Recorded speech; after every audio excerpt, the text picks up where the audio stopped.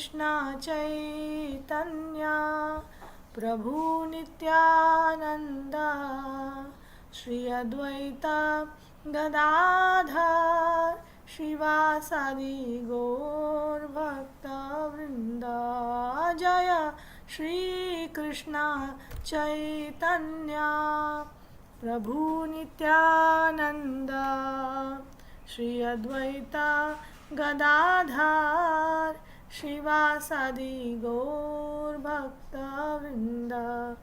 जय श्री कृष्ण चैतन्य प्रभु नित्यानंद श्री अद्वैत गदाधर शिवासादि गौर भक्त वृंद।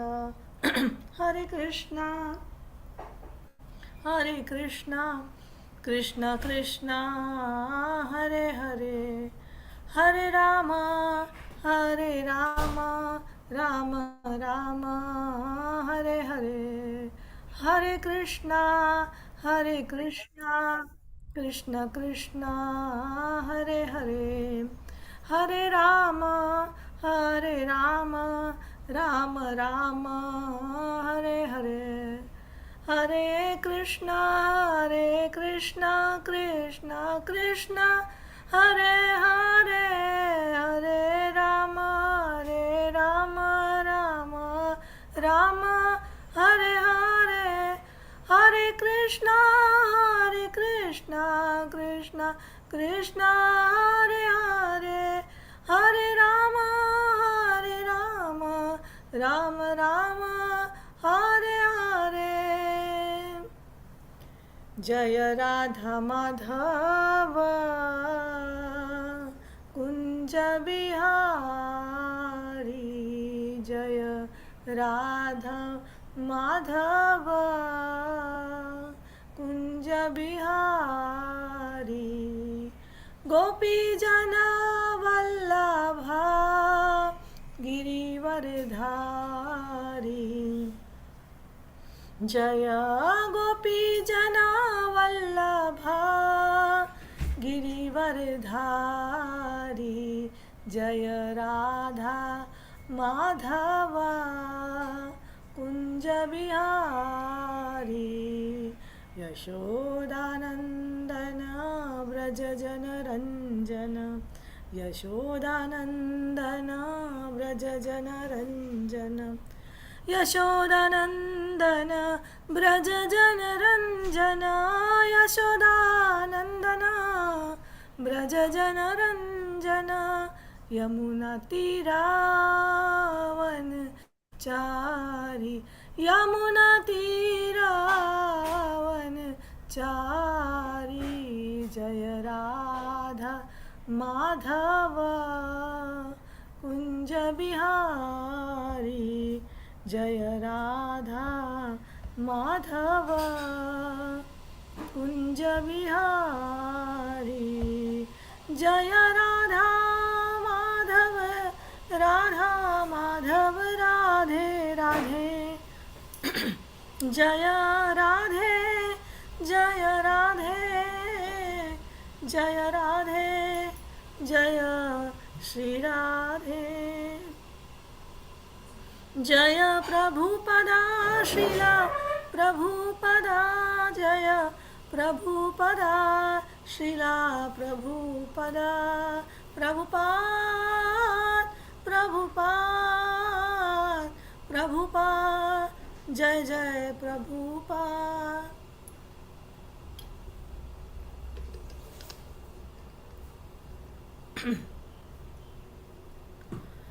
Hare Krishna. Today we are singing this bhajan by Srila Jayadeva Goswami. And in this bhajan, Ehi means please come close to me. That is the meaning of the word Ehi. So whenever you hear the word Ehi, just remember Ehi means please come close to me. So Ehi Murare means please come close to me, dear Krishna Murare. That is the request of Jayadeva Goswami. So he is talking in the mood of the gopis. Ehi murare कुंज बिहारे एहि मुरारे कुंज बिहारे एहि प्रणत जनबंधो एहि प्रणत जनबंधो हे माधव मधुमथनवरेण्यं हे माधव मधुमथनवरेण्यं केशव करुणासिन्धो केशव करुणासिन्धो एहि मुरारे कुंज बिहारी एहि प्रणत जनबंधो एहि प्रणत जनबंधो रासनिकुंजे गुंजति नियतं रासनिकुंजे गुंजति नियतं भ्रमराशत किल कांता एहि निभृत पथपान्था त्वामिह याचे दर्शनदानं त्वामिह याचे दर्शनदानं हे मधुसूदन शान्तम् एहि मुरारे कुंज बिहारे एहि प्रणत जनबंधो एहि प्रणत जनबंधो नवनीरजधर श्यामल सुंदर नवनीरजधर श्यामल सुंदर चंद्रकुसुम रुचिवेशा गोपीगण हृदयेशा गोवर्धन धर वृंदावन चर गोवर्धन धर वृंदावन चर वंशीधर परमेशा एहि मुरारे कुंज बिहारे एहि प्रणत जनबंधो एहि प्रणत जनबंधो राधारंजन कंसनिषूदन राधारंजन कंसनिषूदन प्रणतिस्तावक चरणे निखिल निराश्रय शरणे एहि जनार्दन पीतांबरधर एहि जनार्दन पीतांबरधर कुंजे मंथर पवने एहि मुरारे कुंज बिहारी एहि प्रणत जनबंधो हे माधव मधु मथनवरेण्यं हे माधव मधु मथनवरेण्यं केशव करुणासिन्धो केशव करुणासिन्धो एहि प्रणत जनबंधो। हरे Krishna. Murari who roams in the gardens. Oh, come near me, O Madhava, who is the friend of those who bow upon, who destroy, who destroyed Madhu, who is desirable, who is Keshava, and who is the ocean of compassion. Come near. Hundreds of shiny bumblebees are continuously buzzing in the gardens of our rasa. O you who beyond the paths of material standards come near, we are all craving for the sight of you. O Madhusudana, who is the quiet one. O you who holds a new lotus, who is in dark in complexion, who is beautiful, who is decorated with Chandra Kusuma, who rules the heart of the group of gopis, who held Govardhana, who roams in Vrindavana, who holds a flute, who is a supreme ruler, who gives pleasure to Radha, who destroyed Kamsa, who is complete. I am bowing down at your lotus feet, which is the shelter of the unsheltered. O Janardana, who has yellow robes, please come close to me in this garden. Hare Krishna Prabhu. Thank you very much. Thank you very much, Mataji. Very nicely sung Jaydev Goswami's song. Now we'll start today's class. Charu Prabhuji has joined. Dandavat Pranam Prabhuji. How are you? Dandavat Pranam. Thank you. Dandavat Pranam Prabhuji. Dandavat Pranam. Thank you. Hare Krishna Prabhu. Nice Hare to see Krishna. you, Prabhuji. Dandavat Pranam. Hare Krishna Nice to Chandravai. see you all two back again. Thank you. Dandavat Pranam Prabhuji. I'm very sorry I missed all the Bhagavatam classes thus far. I was taking myself a little rest. I hope you are feeling much better. It seems so. Yeah. Yes. Thank you. Dandavat Pranam Prabhuji. Let's continue. Thank you, Dipti Mataji. Thank you. Let's continue. The Prabhuji, I'll be conducting today's class. Yes, please, if you don't mind. Yes. Then I'll start with the invocation prayers. Thereafter, we'll be doing the recap, and then the class will start. Namo Vishnu Padaya Krishna Prashtaya Bhutale Srimate Bhaktivedanta Swamini Tinamine Namaste Saraswate Deve Gauravani Pracharine Nirvishesha Sunyavadi Paschatya Desatarine Jai Sri Krishna Chaitanya Prabhu Nityananda Sri Advaita Gadadhara Srivasadi Gaur Bhakta Brinda Hare Krishna Krishna Krishna Hare Hare Hare Rama Rama Rama Hare Hare Om Ajnanatimirandasya Jnananjana Chakshurunmilitam Yena Tasmai Sri Gurave Namaha Sri Chaitanya Manobhishtam Sthapitam Yena Bhutale Swayam Rupa Kadamayam Dadati Swapadantikam Bandeham Sri Guru Sri Yutapadakamalam Sri Gurun Vaishnavancha Sri Rupam Sagrajatam Sagana Raghunathanvitam Tanto Jivam Sadvaitam Savadhutam Parijana Sahitam Krishna Chaitanya Devam Sri Radha Krishna Padan Sagana Lalita Sri Visakhanvitam Cha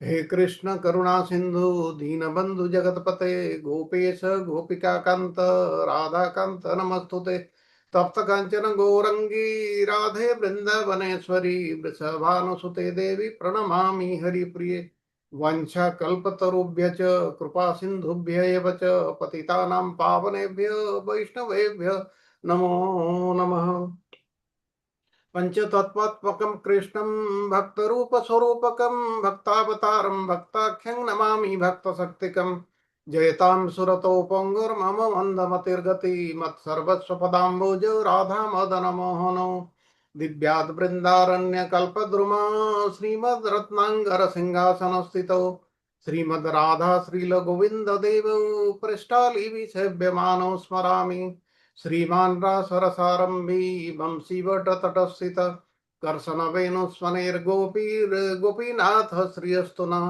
Shrikrishna चैतन्य प्रभु नित्यानंद श्री अद्वैत गदाधर श्रीवासदि गौर भक्त वृंद.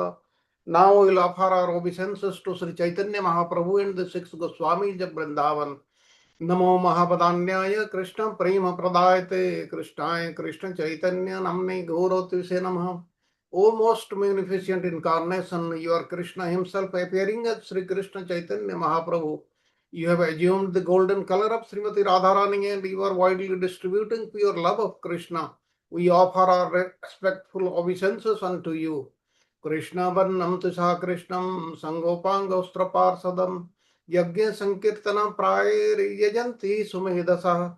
In the age of Kali, intelligent persons perform congregational chanting to worship the incarnation of Godhead, who constantly sings the names of Krishna. Although his complexion is not blackish, he is Krishna himself. He is accompanied by his associates, servants, weapons, and confidential companions. नानाशास्त्र विचारण के निपुणौ सद्धर्म संस्थापकौ लोकानां हितकारिणौ त्रिभुवने वन्य शरण्यकरौ राधा कृष्ण पदारविंद भजनान आनंदेन मत्तालिकौ वंदे रूप सनातन रघुजुगौ श्रीजीव गोपालकौ.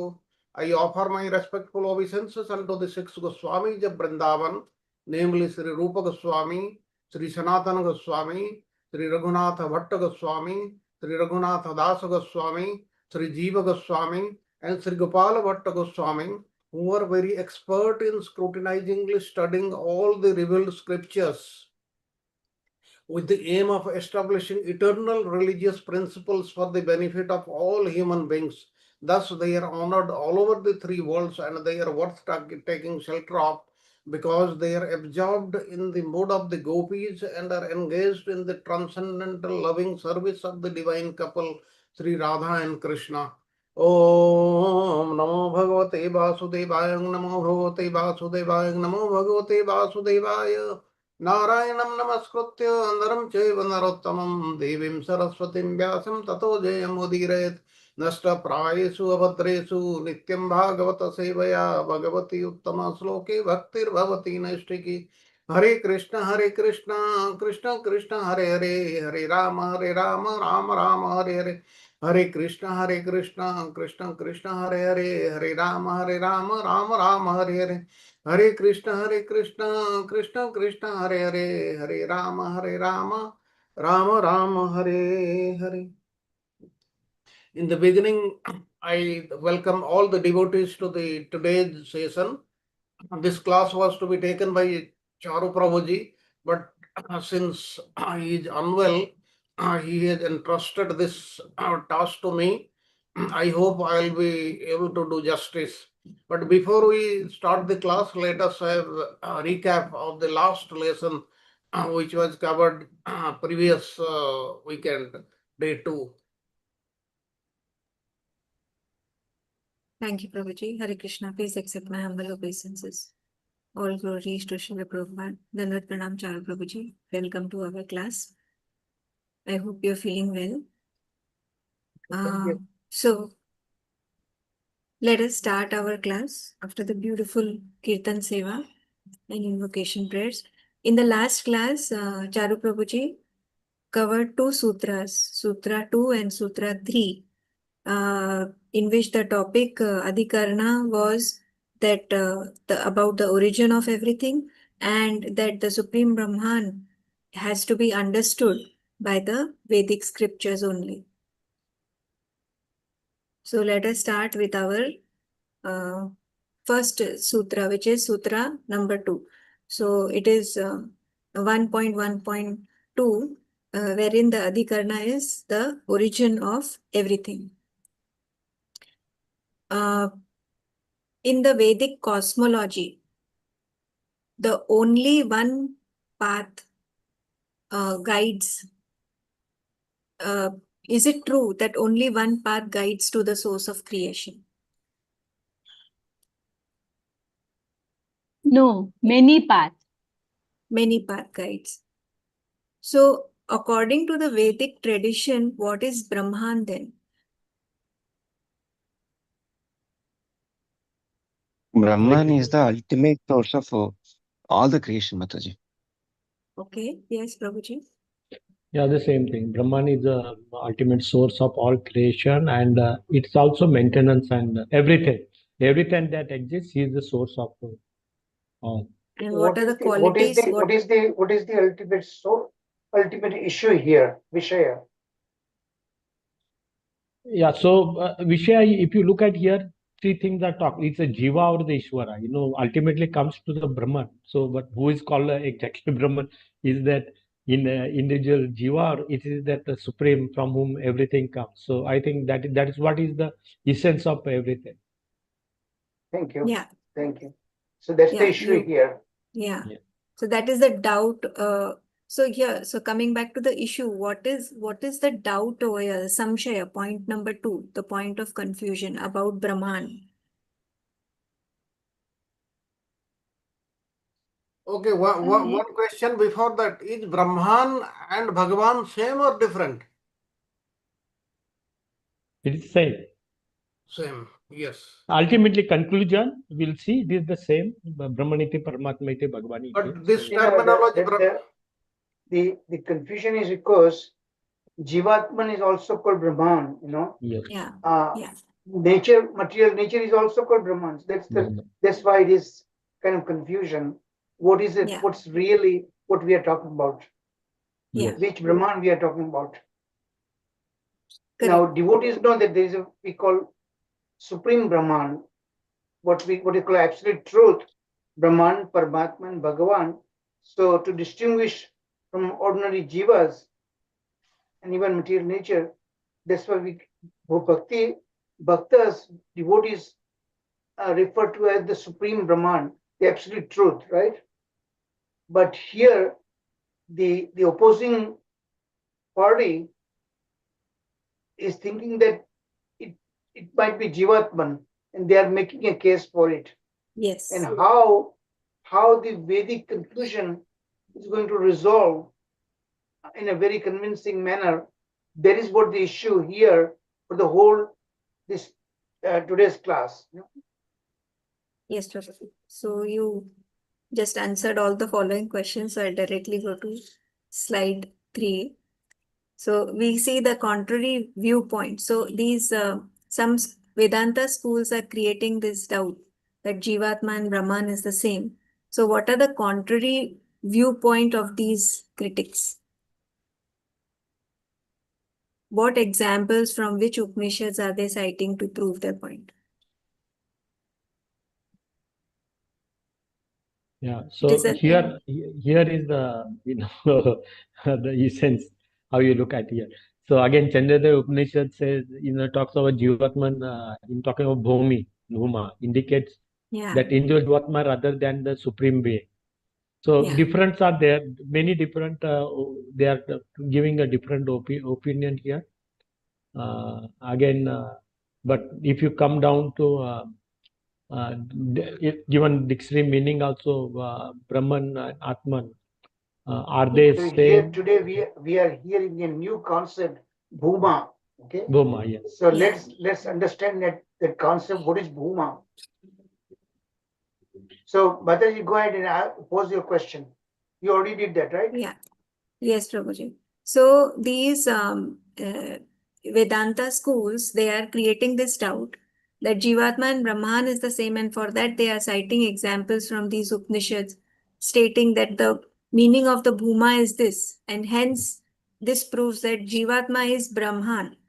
So now, where do we see the clarification of this misinterpretations that they are causing?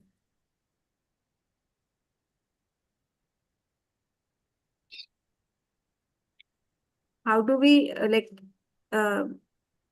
understand the relationship between the Brahman and the Jivatma, and where do we get the clarification?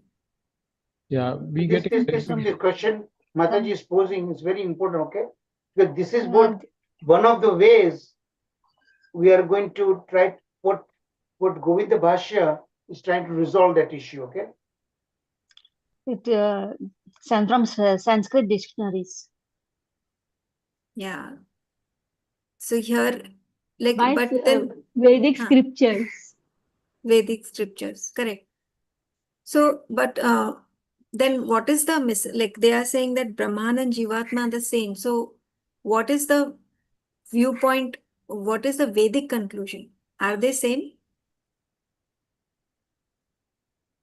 Is there no difference between Brahman and Jivatma? there is a difference. So again, There's the a word difference. yeah. So unity and distinction, they are same or not same. Again, we come back to the same thing. But as we see that evidence, scriptural evidence, they point out who is Yeah. the real and who is So the also looks like the him. main point here, Hmm. remember, we need to focus in a way directly to get into, not to confuse the issue further, So the way Jivatman is described in the Upanishads, in the way the Supreme Brahman is described in the, it's making it very clear, because Yeah. Jivatma has the limitations, right? Yes. We all have been discussing for so long now. So how could Yeah. that be the ultimate Brahman? That is the issue here. And on that basis, Govinda Bhashya is arguing about it, okay? Yeah, but also you see, Prabhuji, here how the Bhrigu's case, right? Bhrigu asked his father or Varuna. Yeah, So just go ahead, continue. yeah, so What that Raghu is asking. yeah, and that was Bhrigu is not ordinary person, right? He is there ask is the Varuna such a So advanced look at Lord Varuna's response. Who is Varuna yeah. Dev? Who is Varuna Dev? Varun Dev is Rain god. Rain de- god. is- Yeah. yes, but he's not Yeah. an ordinary demigod. We have to understand there are 5 gods, right? In that in the category comes Varuna is one of them. See here what Varuna Dev is responding very clearly. Let's go in. Radha Madhav Prabhuji, read that Varuna Dev's Yeah. response. Yes, so You'll all get the living answer entities, there. You'll get the yeah, answer right there. correct. All living entities have taken their birth because of Brahman. So again, source is the Brahman. They remain alive because they are maintained by Brahman. Again, the second. The third is at the time of destruction, again, everybody interprets the Brahman. So creation, maintenance, and destruction, who is the origin of everything. So he is the supreme. So now you understand? Yeah. Because we all know, as devotees, we know, right? Hmm. We distinguish Brahman. So all the Jivatmans, creation, they're maintained there. They are injected into the womb of Prakriti by Lord Vishnu, right? Who is the supreme Brahman.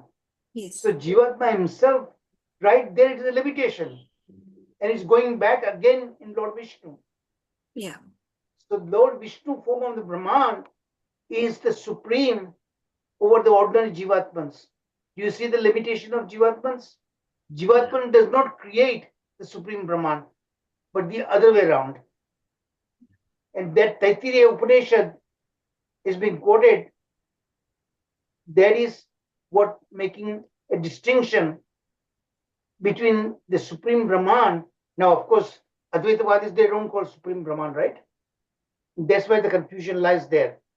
So Jivatman, the way it is defined in the Upanishad, has a very remarkable limitations. Yeah. Supreme Brahman is the creator. And we saw that in the previous sutras also that. Right? So that is why it's making that kind of distinction. So, Radha Vinod Prabhuji, Bhrigu Muni may be an authority, but even despite he may be an authority, he's asking a superior authority. Oh, yeah. Lord Varuna Dev, okay? And Lord Varuna Dev is making it very clear to him. Hmm. Yes. Do you see the point I'm talking about? Yes. Yeah. When you read that Upanishad, Taittiriya Upanishad sentence, let me read it again. All living entities, that means all Jivatmans, Hmm. have taken birth because of Brahman, Yeah. the supreme Brahman. They remain alive for the time of the creation and maintenance. Because and when everything ends, they go back in the body of Mahavishnu.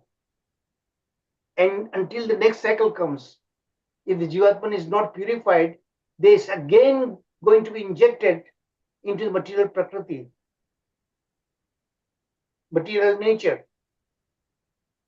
And this point is going to be muddied further because they are talking about material nature is also Brahman. How is that different from the supreme Brahman? material nature. Other day I attended a lecture in one of my classes where I'm doing my PhD, where the what you call webinars are being conducted, right? So my webinar is third part will be coming very shortly. Okay. So one of the webinar I attended there, he was quoting a YouTube class and how the YouTube can be also wrong. One has to understand very clearly. YouTube is not the authority. Anybody can present, put a lecture there and his own viewpoint on the YouTube, but that does not authorize it. Yes. So the YouTube was saying that material nature came even before the Supreme Brahman, but that will defy the very sentence in Bhagavad Gita. What is it Bhagavad Gita says? Aham sarvasya prabho mata sarvam pravartate iti batva bhajante mam samanvita. So that Krishna makes it very clear, right? Same way Bhagavatam. When nothing was there, I was there. When everything is finished, I still remain there. Yes. So how do you differentiate material nature being also Brahman and material nature is eternal? There is no dispute about that. But material nature happens to be the external energy of the Supreme Lord. And you have to recognize Jiva, the Shaktimana versus Shakti, there's a distinction. They are one and the same, but Shaktiman is superior to the Shakti. Shakti Yes. belongs to him. Material nature is his material energy, external energy. And that is in which the Prakriti, that is where the material universe is going to be created after injecting the jivas back again there, and along with his karmas. That's how the three modes of material nature going to be written. Later on, other sutras we will see that the material nature we are talking about here is actually pradhana, the dormant state of all the three modes of material nature. And pradhana, when the material nature, when the jivas get injected in the womb of Prakriti, okay, then along with the jiva's karmas, and then Paramatma himself enters also, and that's how the whole creation become activated. The three modes again become flux, and that material nature then become Mahat Tattva. So you have to understand everything in the proper context, okay? The issue here is between what is the difference between the Brahman, the Supreme Brahman, and the ordinary Jivatmans. Yeah. Jivatman has a limitation because Jivatmans are themselves being in the body of Mahavishnu who gets injected. It's not the other way around. Jivatma does not create the material universe. It's the Supreme Brahman creates the material universe. Yes. So do you see the difference? So the Bhuma, the new word that we are hearing, is actually Bhuma is not ordinary Jivatman. It is referred to as the Supreme Brahman from the very qualities, the very power the Supreme Brahman possesses. That's how this Vedic conclusion is making a strong point here. Yeah. Okay, everybody got it that? Yeah, thank you so much, Prabhuji. Yes, Prabhuji. Yes, I Yes, just want, Prabhuji. I And just we are want going to to hear add one more. thing. We are going to continue more in today's class by Sharad Prabhuji. I'll just add one thing. Like this story we'll be hearing when Arjuna and Krishna they went covering the seven coverings of the universe and reached, and where they reached that Vishnu is, he is Bhuma Purusha. okay. He is Bhuma Purusha. Now He you is understand that? And that is why the next, the sutras also, how sutra is that, how is it collaborating now. Methodically, it's going step by step, okay? Yes. Yes, Each yes. sutra is forming based on the preceding sutra. Yes, yes. And that's how it's going to continue all the way to the 550, 508, whatever, 558. 515.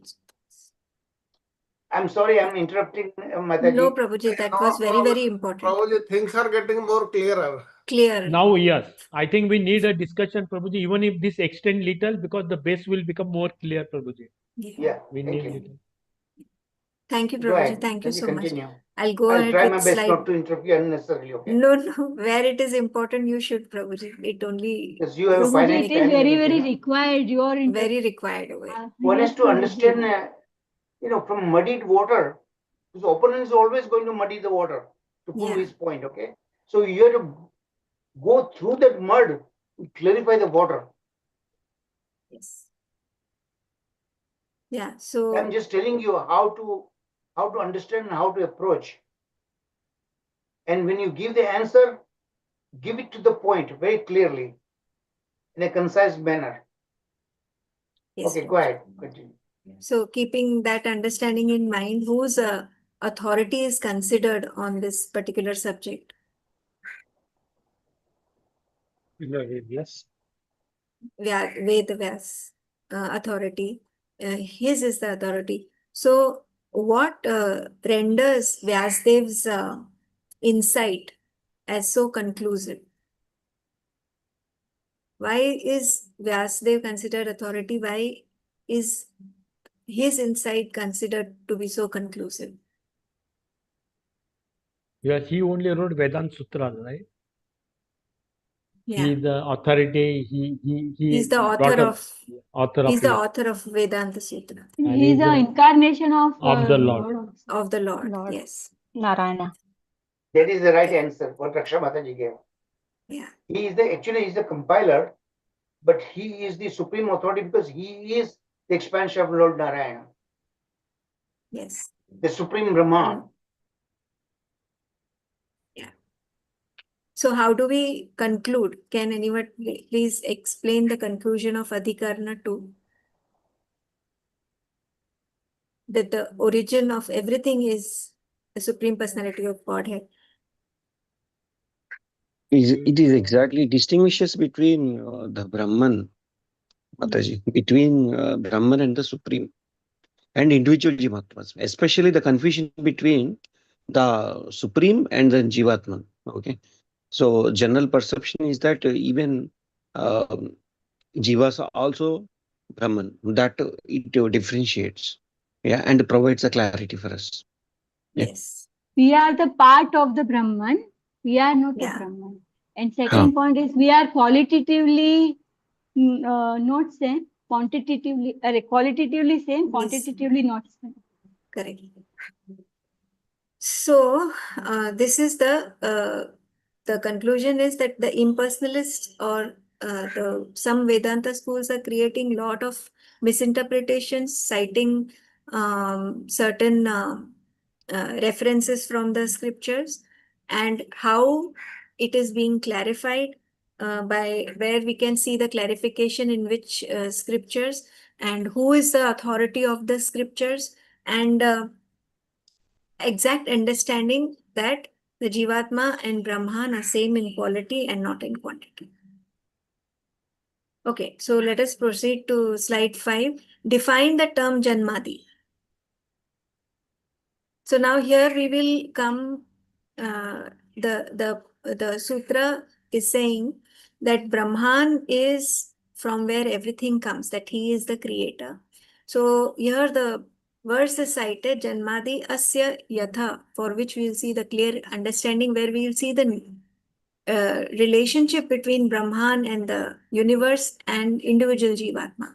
So here, what is the definition given of Janmadi?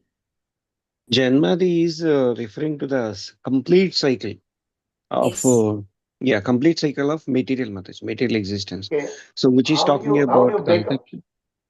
the Sanskrit word Janma Adi? Janma Yes. Adi. What does Adi represent? From whom everything emanates. Oldest. From No, whom everything Adi, here the Adi has been etc. etc. Janma, etc. etc. Janma Okay. means the creation of the material universe, maintenance Adi is and etc. dissolution. Ah. Okay, in terms of the creation we are talking about, but there's another category also distinction we will see in a moment. So that Srimad Bhagavatam's very first verse, Janmadi Asya Ita Anvayat Itarascha Abhigna Swarat, So that is what is mentioned right there is the creation, maintenance, and the dissolution. So Adi Yeah. means, so here it's in a short form, it's given Janmadi, Janma, etc. Etc. is this two other cycles, Yeah, the whole cycle. Yes. That So this the whole exercise mainly maintenance and death. Yeah. Growth, which we Yeah. call. Yeah. So here the whole cycle is conception, gestation, birth, growth, and the other like production of byproducts, decline and So death. this is Here so there the is a word. two ways is described, right? One is the creation, universe, Jagata. Other is Jagat, Jivatman. Jivatman is also born, takes birth, grows, makes byproducts, aging, then Janma, and all the what is all the creation, all the difficulties goes through the lifetime. We all go Threefold through, right? miseries of the life. Miseries of the life, So there are two ways the Janmad is being defined here. Okay. Yeah. And finally, death. So here in this cycle, there is a word gestation. What is the meaning of gestation over here? Anybody knows? Before the birth, there is a, after conception, the growth of the, before the birth. Yeah, it's the time period wherein the Jivatma, whether it is a human or an animal, develops in the mother's womb. So Okay, that this is another one. gestation. Another. My suggestion is to all the recap, seva persons. Okay, you don't need to cover the entire topic because you have limited time. Yes. But that whatever the concept you discussed, that was very clearly understood. So you don't form too many questions. Select the major questions that has a great bearing to the entire sutra. So select like 3-4 sutras or add 3-4 questions or maybe 5-6, but don't go 10-12 questions because you are not going to be able to cover it. Yeah. Okay, Prabhuji. So don't go each and every question like that. Pick up the main questions and then and discuss that. So just as we saw the term Janmati, there's another important term over here, Asya. So how do we understand Asya? What is Asya?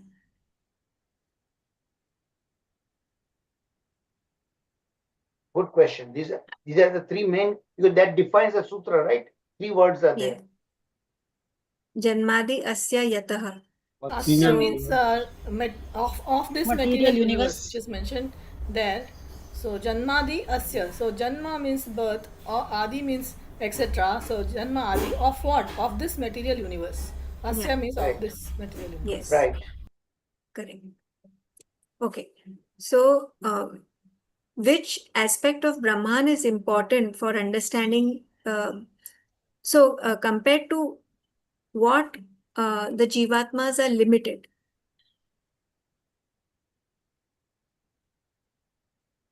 Jivatmas are limited.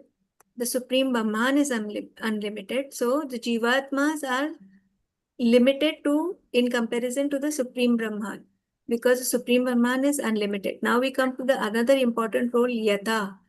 So what is the role of Yata? What is the meaning of Yata? It's not Yata. Yataha. Yataha.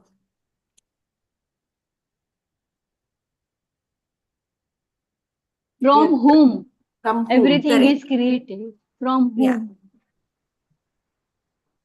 From whom the creation is coming, from whom all the Jivatmas are coming. Cause of all causes. Cause of all causes. So which aspect of Brahman is important to understand its nature?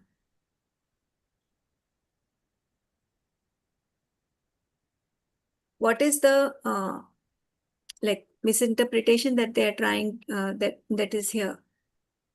The impersonalists say what about the Supreme Brahman?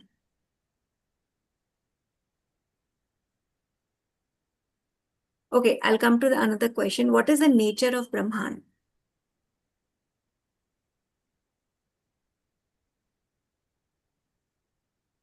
How will we define Brahman? Yes, Prabhu. Brahman is possesses unlimited transcendental qualities. Yeah. So that is Brahman, and is characterized by that. From like it's differentiating it from Jivatma. So Jivatma Jiva. doesn't have unlimited transcendental qualities, whereas Brahman has. So Correct. that is how it is differentiated. Yes. And which, Impartialists define as a Nirgun Brahman. yes, they say it has, And If you yeah, talk about some qualities like a protection, compassion, yeah, mm, and all these things uh, cannot be compared with Jivatma's qualities. yes. Yeah. So you, Nirguna and Saguna, mm, let me again interject here, because this yes, point is going to revisit in the later sutras, because this impersonalists, they don't make distinction between Jivatman and Supreme, right? Ye- So here, what we are hearing about it, Jivatma is limited capacity very clearly, right? Very clearly. And the Supreme Brahman has qualities much superior. From everything comes from it, the Supreme Brahman. yes, So what the impersonalists call the Brahman is Nirguna, Nirakara, no form. And to distinguish all the incarnation like Lord Krishna, Lord Vishnu, others, they call Saguna Brahman. But in a Saguna Brahman, then you are introducing a concept which defies everything. Saguna means it has material qualities. When Krishna descends in the material world, that means he acquires the material qualities. And that defies the very concept Krishna is completely supreme. So Nirguna means we are talking about spiritual qualities. It does not have material qualities. yeah, And even Krishna, when he descends in the material universe, he remains the supreme. He remains transcendental even in material world. yeah. So you just answered all the following questions, Prabhuji. The transcendental qualities that Lord has and which deity is associated to that. And another important question is what underscores, you also explained Brahma's unparalleled nature. So now, according to this definition, how do we establish Brahman?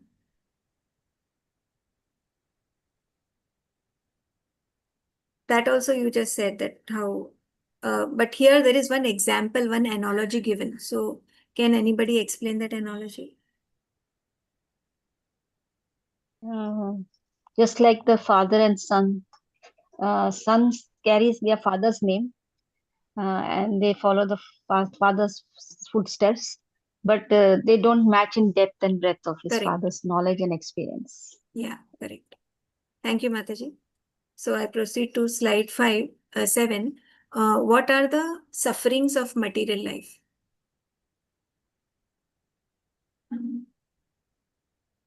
Birth, old age, disease, and death.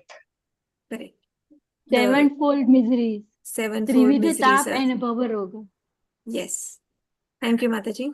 So why then it is most important to understand Supreme Personality of Godhead? Because of what? There is a need to understand the Brahman, the Supreme Personality of Godhead, the origin of everything.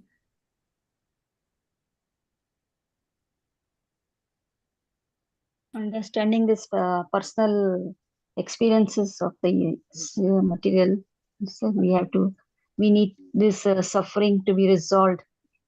Yes, correct. We are Then we limited. can reunite with the Lord. Yes. We are limited. Lord is unlimited. We have a connection with Him. We have to understand this connection and understand this relationship. It is very important for us to understand the nature of the Supreme Personality of Godhead and to get rid of all the sevenfold miseries. So now, okay. So Brahman is personal entity, not impersonal. How do we logically explain this? It is point number 7.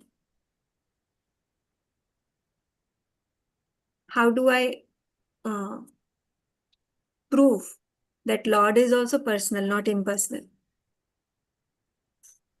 when everything is created from Brahman, one Hmm. non-living impersonal thing cannot create anything. Correct. So Brahman is personal. Correct. Thank you, Mataji. There's a strong argument over here. So how can the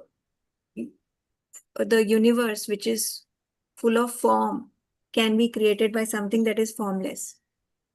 See, Okay. in the 10 to 11 chapter we read, there is also that mention that cause is in the effect. Once the Hmm. creator or the cause is in the effect, so if the Yeah. cause is personal, how the effect can be personal only. So Yes. just stating that. Yeah. Thank you. Thank you, Prabhu.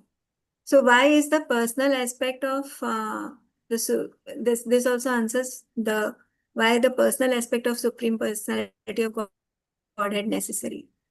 If we do not connect to Lord in the personal, in his personal aspect, then what will lack? What we won't be able to achieve? Why is the Reciprocation Cannot will not understand. happen. yeah. So we cannot Yes. connect because we can connect with person to person. So Correct. if we are if formless, then we cannot connect Correct. anywhere. That's it. Yeah. Somewhere or the other, it will get stopped. There will be a void. We won't be able to go ahead. We cannot Thank you. understand the relationship and communication and worship of Brahman. Yeah. Thank you. So the last important point over here, what provides a methodological approach to understand this distinction between Jivatma and Brahman? What is the methodological approach? Where are these? Where is this distinction given? From where do we understand? And what should be our process of reaching the objective? Yeah, Hare Krishna Mother. Again, so Prabhuji last time explained very nice the 6 criteria, right? Yeah. So anything that we see, it cannot be judged simple one. So there is a systematic criteria which has been established, and everything has to pass through the test of those criteria. Yeah. Correct. Those are called hermeneutic principles. Yes, Hermeneutic hermeneutic principle. It was Yeah. very nice, how step by step, first and then second, how it go through that, right? Thank you, Prabhuji. Thank you so much. So now, what is the objection of the impersonalist and how does a personalist prove it wrong? So we just completed that portion. So I'll go ahead. What should a Jivatma inquire about? What is the objective of the life of a Jivatma?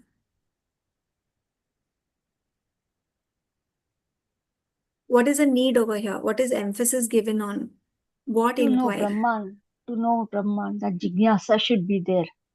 Desire Yeah. to know Brahman Yeah. and understand, Correct. which we So can get Who am directly I? to the divine. Who am I? Who am I? So Who we am can I? directly experience the divine. Perfect. And through what will be the correct way of knowing this knowledge? What is the source of this knowledge? Which is By doing the faultless. devotional services, by doing the bhakti. Where we is can this source of knowledge? The Guru, Shastra and Sadhu. Sadhu. Yeah, Guru Sadhu Shastra, the study of Vedanta. Thank you. So this particular sutra concludes that Jivatma derives its qualities from the Brahman. It has a relationship with the Brahman, and there is a need to establish this relationship. So we should find the right source to find out the way to connect to Brahman. Okay, so these are the scriptural references which explain that Lord is the source of everything and we are just a part of it. So now we go to the third sutra, which is very important, which says that how to understand Brahman through Vedic scriptures. So now this understanding of Brahman is how to understand the Supreme Brahman? What is the responsibility of the Jivatma? So we saw that Brahman is responsible for everything, for the creation, for maintenance. It has an inconceivable nature, which is very difficult to grasp. So And every then- sutra, every sutra when you come, I told you that there are 4 thematic elements, right? Yeah. Vishaya, Samshaya, Purupaksha, and then final Siddhanta. So straightway pose the question, what is the issue at hand? And what is the opposing element, opposing party raising the doubt? And then Purupaksha just hammers it on continuously. And then how the Vedanta Sutra resolves that. So what is the issue here? The issue In this is sutra. how to, it is to understand the Supreme Brahman and how to understand, like where is the source, how to connect to it. Exactly. So Very what is good. the Very good spiritual point. authority for that? So where does it come? How do we understand what is the source? Yeah, Source is Shastra. Vedic scriptures, yeah.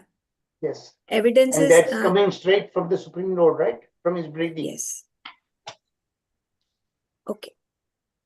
So in the, like which Shastras are giving this evidence about the Supreme Brahman? The Or Gopal Tapni Upanishad and Brihadaranyaka Upanishad confirms that Brahma is eternal, knowledgeable, blissful, and can be understood through Vedanta. it can be understood through Vedanta. And they also give importance to how the mantras in the Shastras operate. So what is the dual function of a mantra over here? What is a mantra doing? Embodying both sound and meaning, they connect. Correct. And it connects to what? When it embodies sound and meaning, it connects the practitioner to what? To Metaphysical reality. Yeah, we're coming close to the metaphysical reality.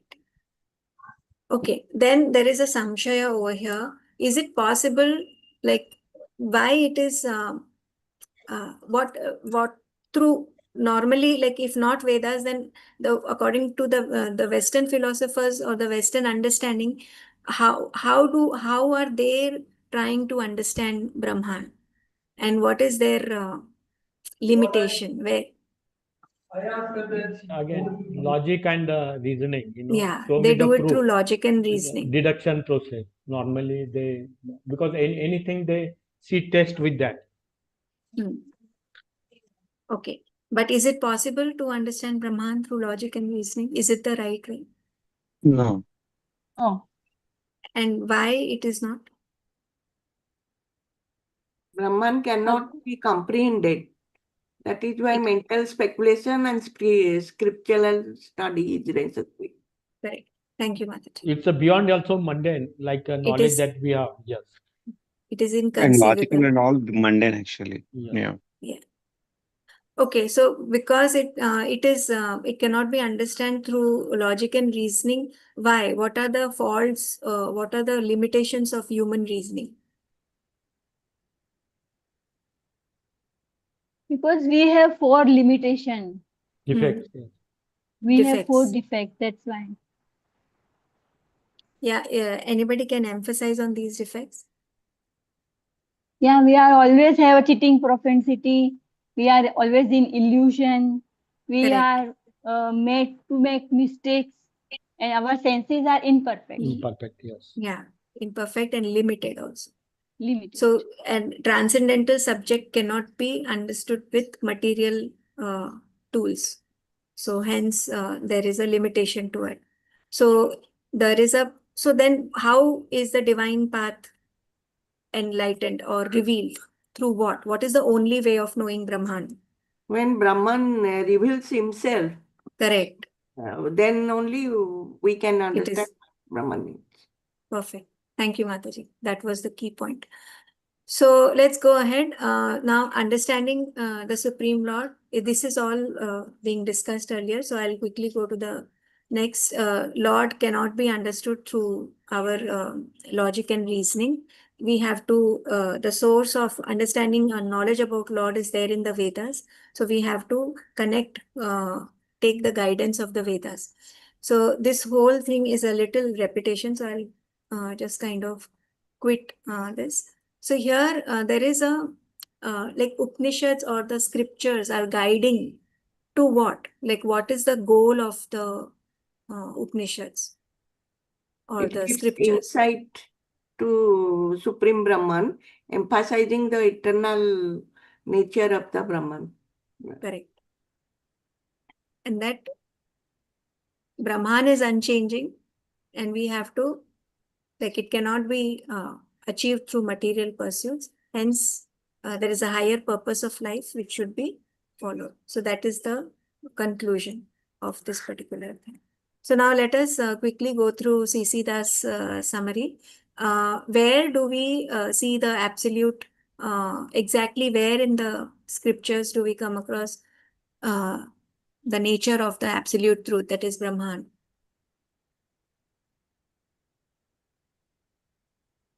Here It it's is mentioned. written there, Shastra Yonibat means the Brahman arise from the womb. Everything arises from Brahman. So Gopal Tapni Upanishad and Bhagavad Gopal Gita. Tapni Upanishad and in Bhagavad Bhagavad Gita. Gita. Yeah, Do you remember that verse? 15:15?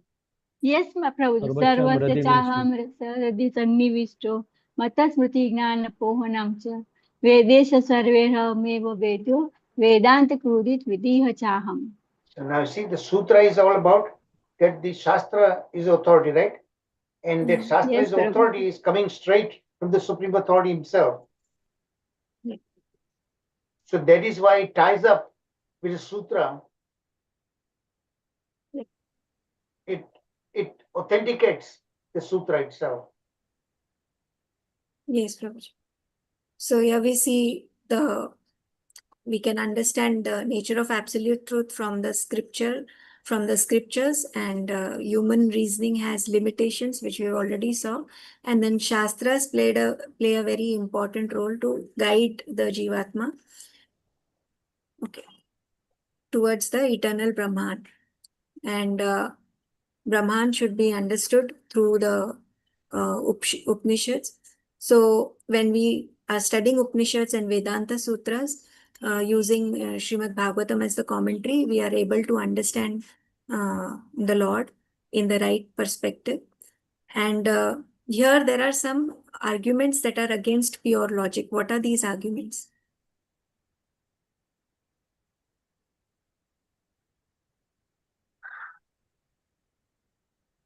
Very clearly, it's mentioned here that logic is a limited reality, and it cannot be comprehended. It cannot be used to understand a transcendental nature of Brahman. We cannot comprehend Brahman through logic. So this is the argument against pure logic. Okay. So now here we have we'll just quickly conclude this value of descriptive knowledge and gradual spiritual progression. How is the path of, how is the spiritual path? How does one advance on the spiritual path? And what is Lord Krishna instructing Arjuna? The gradual path. That's what we said it again, comparing with Varnashram. There is a Sanjay gradual Prabhuji, path. little louder. Yeah. It's a gradual path. Yes. It's a gradual path, and as we studied yesterday, also it's the transition and phases are always gradual, not like abrupt. Like how also Krishna guides Arjuna in Bhagavad Gita that he has to transcend the modes of the material civilization. Correct. Yeah. We have to transcend the modes of the material nature. Also here Vedas talks about primarily, karma kanda and all that, gradually taking us from one ladder to another and to the Right. end. That is what, because Vedas also, people pick up cherry picking, right? They pick up and say that Vedas talk only karma kanda. And it's true also. Vedas primarily talks about karma kanda, but also gives the higher essence also.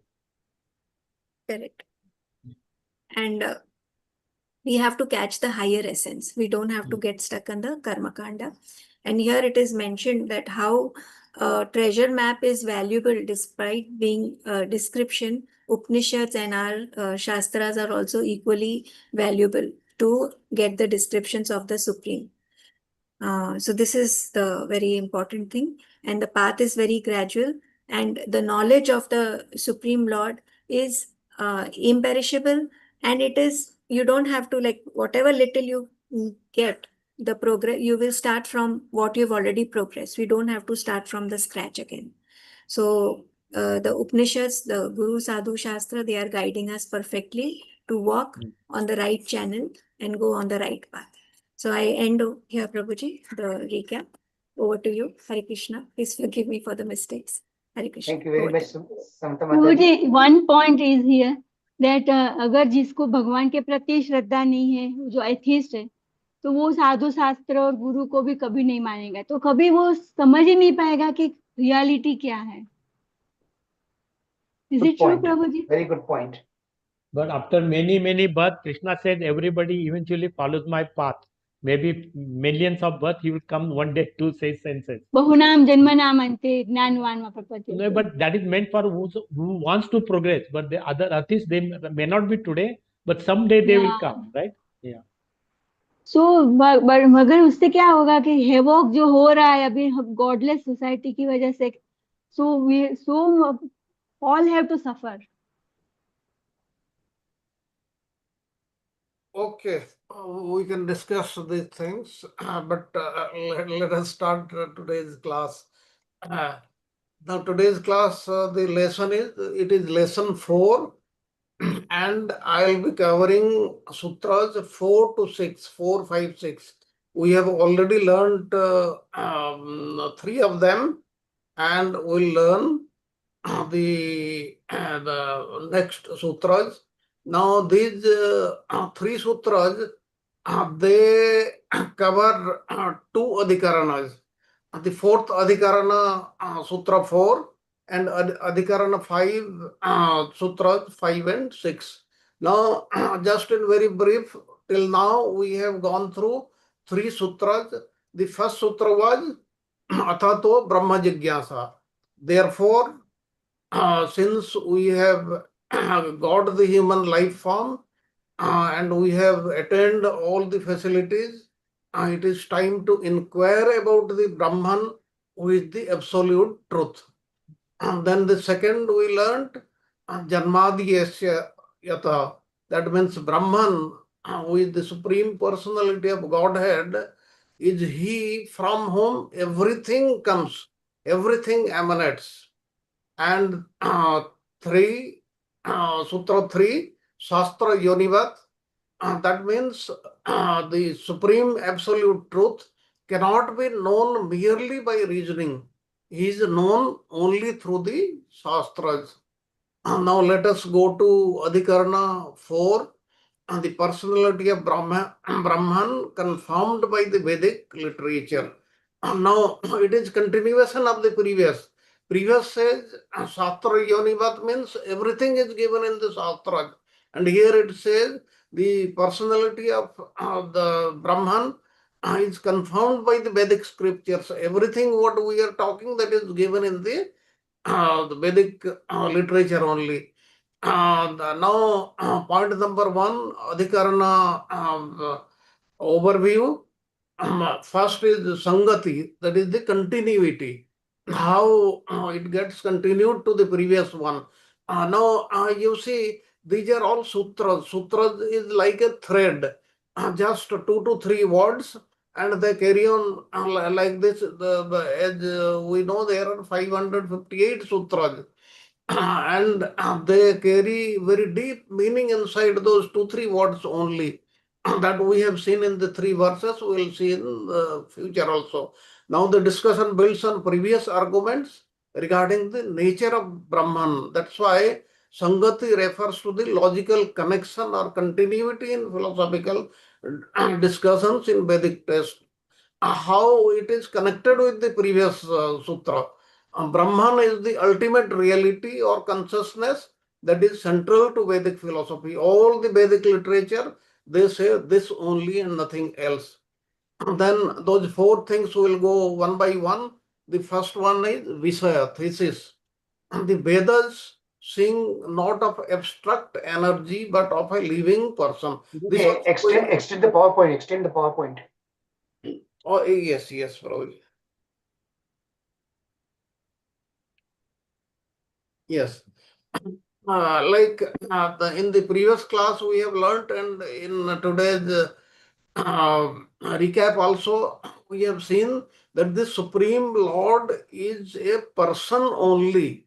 And the regions, all that I am not covering, we have gone through that, because whatever, like he has created the humans, the living beings, and living beings are persons, so that's why he cannot be impersonal like this. That this is spoken by, this is given in all the Vedic literature, so there should be no doubt about it. Then scriptural support, what is given in the various Upanishads, the Kathopanishad, Svetasvatara Upanishad, Bhagavat Purana. I'll just give one thing. One of these the days, Prasad Prabhuji, he asked me one question. He said, whatever we are being taught in Govinda Bhashya, they are also there in the Bhagavad, Srimad Bhagavatam. I said, okay, yes. What are these the Vedanta Sutra? Now the Vedas, their essence is given in the Upanishads, and Upanishads, their essence is given in the Vedanta Sutra, and Srimad Bhagavatam is an explanation of the Vedanta Sutra.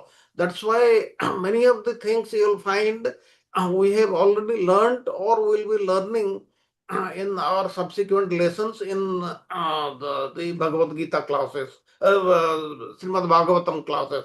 Now, Kathopanishad states all the Vedas describe the lotus feet of the personality of Brahman. He is saying that what we have already established, it is given there in the Upanishad. All the Vedas describe the Supreme Personality of Godhead. He is described in these literatures, emphasizing the divine nature of Brahman. Then Svetasvatara Upanishad echoes this sentiment, asserting that he is the supreme lord over all the gods. All the others, they are demigods. But the supreme lord is the supreme amongst all of them. And the demigods, they have come from the supreme lord. That's why the supreme personality of Godhead, he is the one who is the owner of these multitude universes.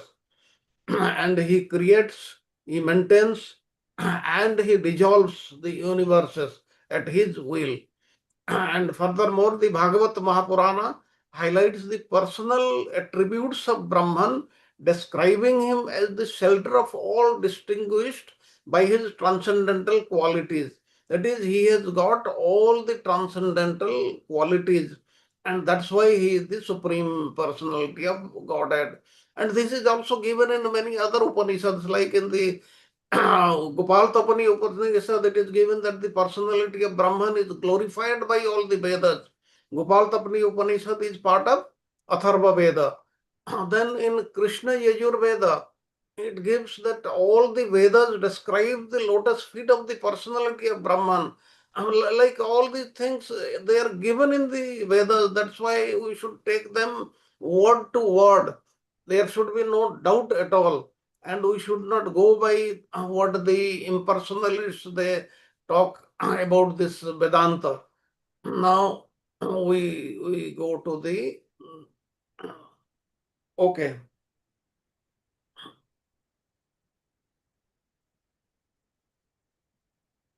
Now the doubts and counter arguments, samsaya. Now, what are the philosophical objections? Some philosophers, particularly impersonalists, Gyanis, they question whether Brahman or Vishnu is indeed the central theme of the Vedic text. That is, if he is the supreme or there is somebody else. Within the impersonalist, Adi Shankaracharya's Advaita Vedanta proposes a non-dualistic view, asserting that ultimate reality is formless and singular, distinct from Mimamsa, which emphasizes the importance of rituals and does not directly address the personhood of Brahman. This highlights the varied perspectives within the impersonalist thought, each bringing its own logic to the debate. Now, let us be very, very clear. These, as per the impersonalist, that is the Advaita Badis, there is no difference between the Supreme Lord and the Jivatmans. But this is not so. Because the Jivas, they have come from the Supreme Lord. Then how can they be same? This has to be understood by everybody. And you see Prahlad Maharaj's statement that is given in the seventh canto of Srimad Bhagavatam. He distinguishes between the material subjects such as religion, economic development, and the transcendental act of surrendering to Lord Vishnu or Krishna, thereby reinforcing the idea that Vedic teachings ultimately focus on the divine. This Vedic literature, they talk of the Supreme Lord who is a person. Now you understood what is the samsaya, what is the arisal of doubt. Some philosophers may doubt that Brahman or Vishnu is the subject matter described in the Vedas. Is this statement true or false? Like I was talking about Prahlad Maharaj, and anybody would remember a verse from seventh canto? Dharmartha Kama Itiyo, that verse which said that religion, that is dharma, artha, that is economic development, kama, that is sense gratification, these are described in the Vedas as three varga, or the three ways of salvation. And within these three categories, there are education and self-realization. Then ritualistic ceremonies performed according to Vedic injunctions, logic, the science of law and order, and the various means of earning one's livelihood. And these are all external subject matters of the study of Vedas. And therefore, Prahlad Maharaj is saying that I consider them material. However, I consider surrender to the lotus feet of the Supreme Lord is transcendental in nature. Then what is the fourth point? Antithesis, Purva Paksha. Purva Paksha, as you know, this is devil's advocate. Now let us see what is given in the slide. Materialist perspective, modern materialists and empirical scientists argue against the existence of God and consciousness, claiming these are mere byproducts of physical processes.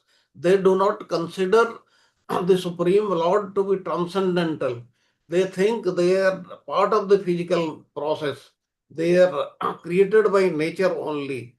And a rejection of Vedic authorities, they dismiss the Vedas as mythology.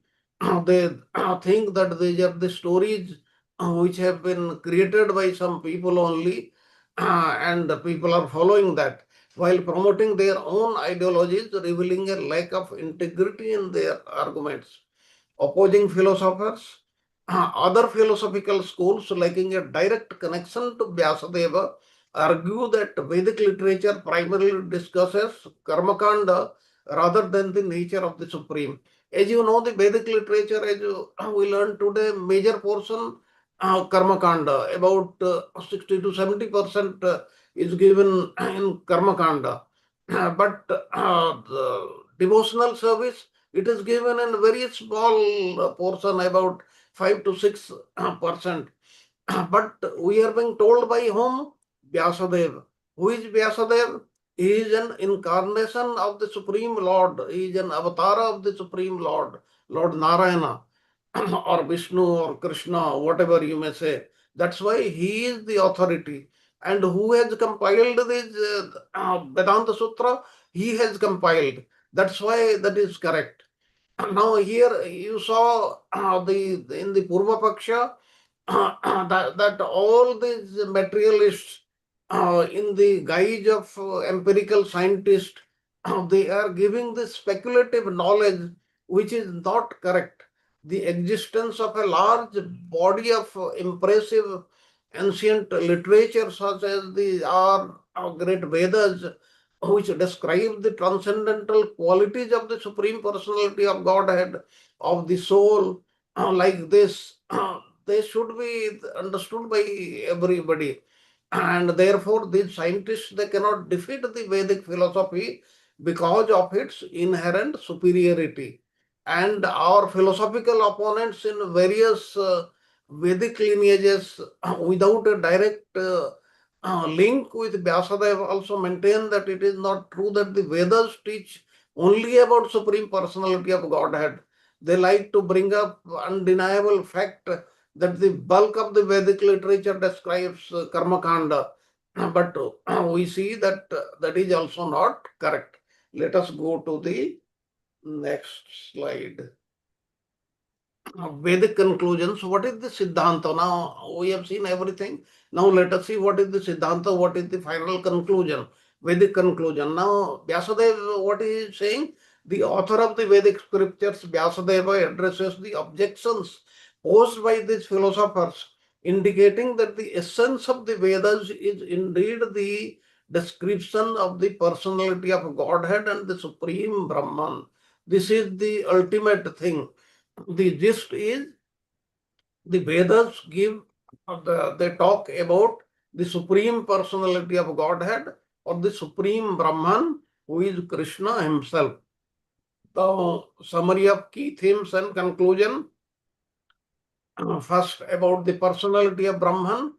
It is central to the Vedic text and supported by quotations and interpretations that we have seen. Then philosophical challenges.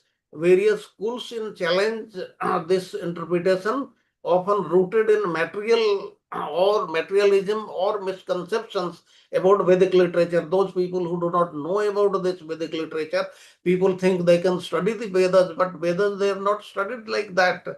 It is studied under a qualified teacher who comes in the disciplic succession only, not by anybody and everybody. Bring the book, you study, and you think you know everything.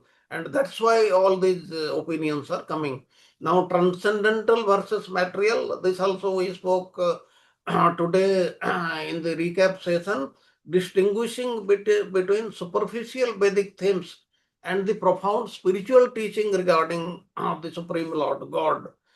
This has to be there. There is a difference between transcendental things and material things. And Vyasadeva's authority, the ultimate authority in Vedic philosophy, that counters objections, reinforcing the focus on Brahman's personality. This also we have spoken. And now you see how all the sutras, they are connected with each other. And this structured overview highlights the main and counter arguments surrounding the personality of Brahman as described in the passage. Now we'll go to the sutra. Now first we'll talk about sutra 4, then 5, then 6.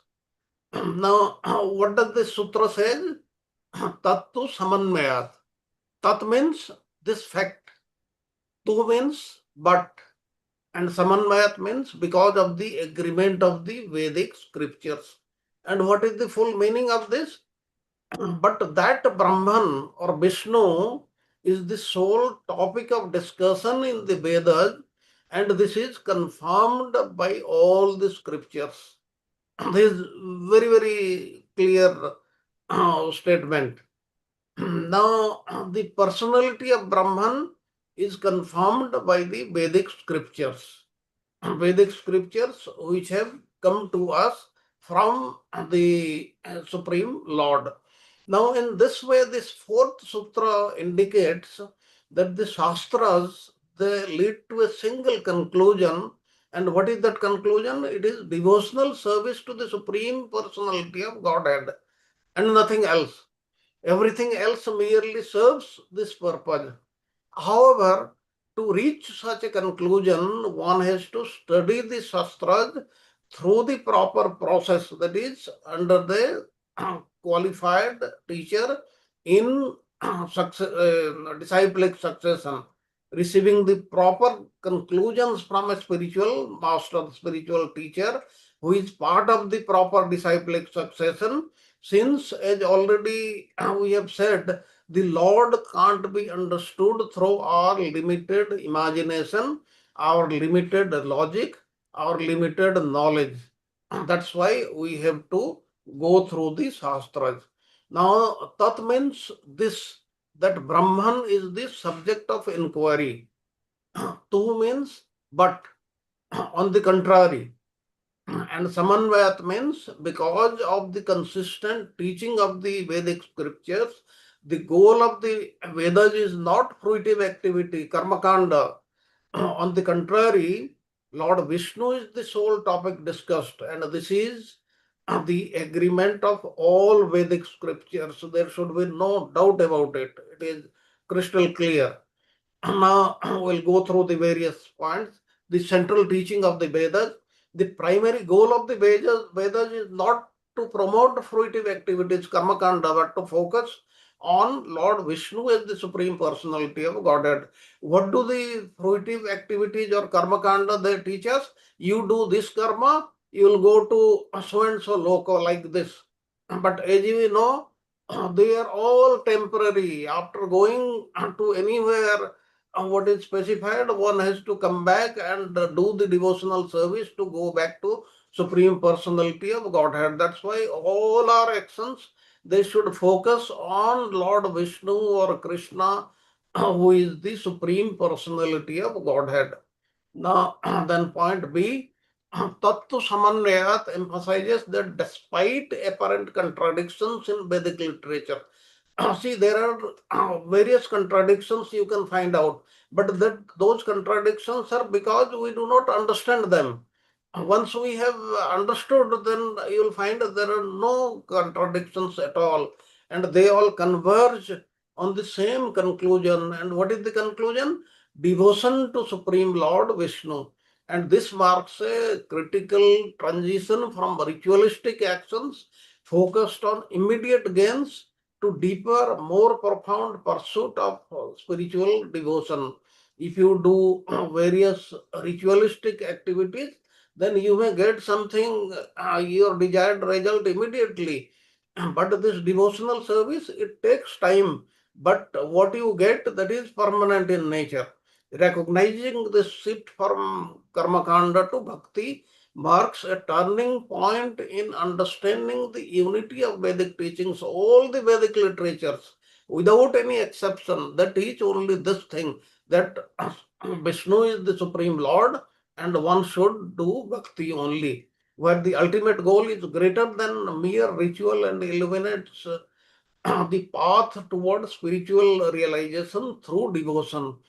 There is no other path other than devotion, devotional service.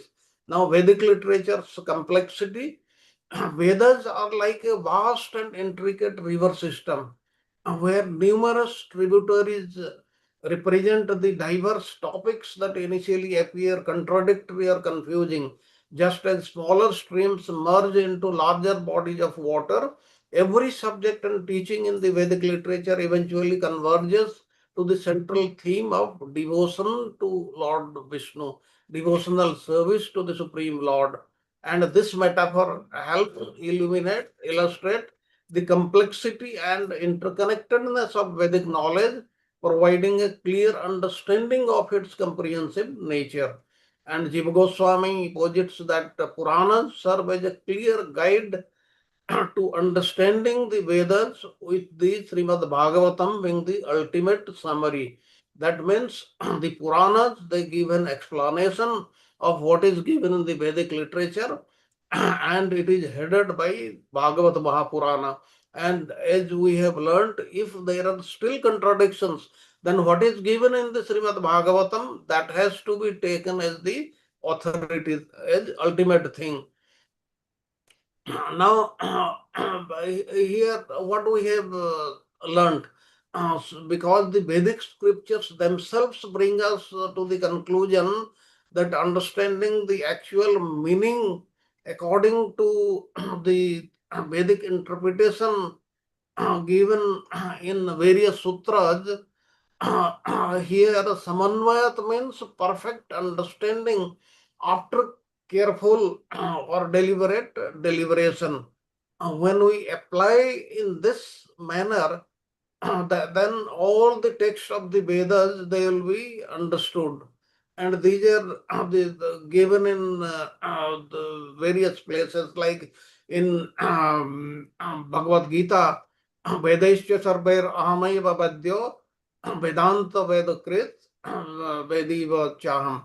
By all the Vedas I am to be known. That means you can know the Supreme Lord by the Vedas only. And he says, I am the compiler of the Vedanta, that is Vyasadeva, and I am the knower of the Vedas. And since the Vedic literature, Vedas, they originated from the Supreme Lord's breath. That is that is the authority, and it is given in so many other Upanishads also. In Gopal Saptapani Upanishad, it says the supreme personality of Godhead is glorified by the Vedas, and in Kathopanishad it says that all the Vedas glorify the supreme personality of Godhead. Like this, you will find there are so many authorities. Now in Brihadaranyaka Upanishad, which is part of Sukla Yajurveda, that also says that I shall now speak about the personality of Brahman, who is described in the Upanishads. In various Vedas Upanishads, this is the same topic is given. Let us go to the next slide. Now this is very important, disciplic succession. All our knowledge, they have to come through the disciplic succession. If the succession is interrupted and you get knowledge from that authority, then that is no knowledge only. Proper understanding of the Vedas requires studying them from a disciplic succession, which ensures that interpretations remain aligned with traditional teachings, and this lineage provides clarity and allows one to grasp the true meaning of the scriptures.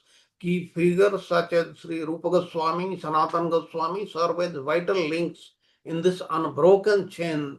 And scriptural evidence, as I already given you, numerous Vedic texts from various Upanishads, Gopal Tapani Upanishad, Kathopanishad, Bhagavad Gita, they confirm that the Vedas are meant to lead knowledge from the Supreme Lord. And addressing counter arguments, critics may argue that Vedas primarily focus on rituals for material gains, that is karma kanda, questioning whether there is indeed a deeper unified message within the text. They might ask, how can a seemingly fragmented collection of rituals lead to a singular spiritual path? And Vyasadeva counters this skepticism by asserting that even these rituals ultimately point toward Lord Vishnu. Like you will ask, if the karmakanda activities they are not proper, why they are given? They are actually leading you to the ultimate thing. Ultimately, the person will return to devotional service. It is step by step the going, because all are not at the same level. Now, understanding tu and samanvayat, the Sanskrit word tu carries significant rhetorical weight. Krishnastu Bhagavan Swayam.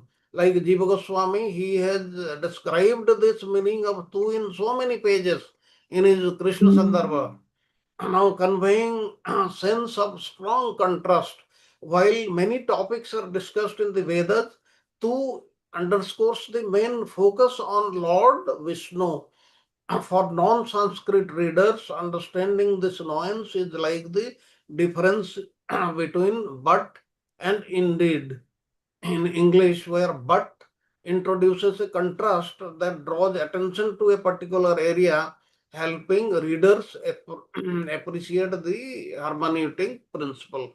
And Samanvayat means suggesting that a comprehensive understanding of the Vedas leads to the conclusion of Lord Vishnu being the sole topic. Now, here we have understood that Lord Vishnu is the Supreme Lord, and his devotional service should be our aim. Okay, then we go to the next. The role of rituals. Karmakanda sections serve to attract people to the Vedas by promising material benefits, but ultimately lead to spiritual awakening. This I discussed. And this allure of material rewards can be linked to contemporary motivational theories, particularly the concept of intrinsic and extrinsic motivation. By understanding Karmakanda as an example of extrinsic motivation, where tangible benefits initially entice individuals, it becomes clearer how these practices can gradually guide practitioners toward intrinsic spiritual goals, such as deeper enlightenment and devotion to the Supreme Lord Vishnu. And worship of demigods is considered an indirect form of worship to the Supreme Lord, guiding practitioners toward higher realization. Now, what about this intrinsic and extrinsic? Those who have studied um, human behavior in management, they will understand better. Intrinsic motivation stems from internal satisfaction, passion, or personal growth, while extrinsic motivation is driven by external rewards like money, grades, or avoiding punishment. And intrinsic motivation offers long term engagement, whereas extrinsic motivation is effective for short term compliance. Now, key theories they conclude that self-determination theory, the autonomy, competence, relatedness, and operating conditioning, all these, it is a subject matter by itself. We will not talk about that. Let us go to the next point, point number 8, divine revelation and faith. Bhagavan Sri Krishna states in the Bhagavad Gita that he is present in everyone's heart as the Paramatma and influences their faith towards worshipping deities. That means we have already studied in the Bhagavad Gita, anything you want to do, he has to approve it. Once he approves, then we are able to do that job. Even worship of the other gods is ultimately directed toward him, albeit in an improper way. These verses are there in the Bhagavad Gita. You would have studied the word by word. Now, the essence of Sutra 114 emphasizes that all Vedic scriptures ultimately point to devotional service to Lord Vishnu and nothing else. Through careful study and proper guidance, one can discern the true purpose of the Vedas, which transcends mere ritualistic practices and seeks to establish a loving relationship with the Supreme Lord. Then let us go to the next sutra, that is Adhikarana 5. Adhikarana 5, the topic is Brahman is knowable by the descriptions of the Vedas. What is given in Sutra 3? Shastra Yonibat. That means everything is given in the Shastra. Therefore, everything about Brahman will also be there in the Shastra. And here, Shastra, we are talking of the Vedas. That's why Brahman is knowable by the description in the Vedas. That means you see how intricately all the sutras they are connected. That's why it is very important to understand each sutra. Otherwise, we will have problem later on. Now, understanding of Brahman through the Vedas. Now, contextual, just one point about this, like as we know, it is not possible to study the Vedas nowadays with our limited knowledge of Sanskrit and limited teachers. That's why what we should do, we should study Srimad Bhagavatam, which is the essence of all Vedic literature. It is the essence of the Vedanta Sutra, as we have already seen. Now, contextual study. The qualities and nature of Brahman are elaborated in Vedic scriptures, particularly the Upanishads, and these descriptions can appear vague and are best understood within the framework of disciplic succession only. For instance, Taittiriya Upanishad describes the nature of Brahman, suggesting a profound understanding that discipleship can clarify where Brahman is depicted as the test of bliss. This we'll study later on in verse 10 to 12 later on. Imagine a serene forest setting where the gentle rustling of leaves and fragrance of blooming flowers create a sensory feast that is symbolic of Brahman's blissful essence. What is bliss we'll learn later on. And this scene where narrated by a spiritual master transforms abstract qualities. We'll not talk about that, we'll study that in lesson 6. But what is the role of the spiritual master? As you know, spiritual master is the representative of the Supreme Lord. He is well versed in the Vedic literature. Therefore, he is the only one who is our guide. The importance of approaching a self-realized guru, tadvidi pranipatena pariprasnena sevaya. We should prostrate before the spiritual master, ask him questions. Therefore, in these classes also, you should ask questions so that you can learn, as they can provide accurate interpretations based on their direct experience of the Vedas.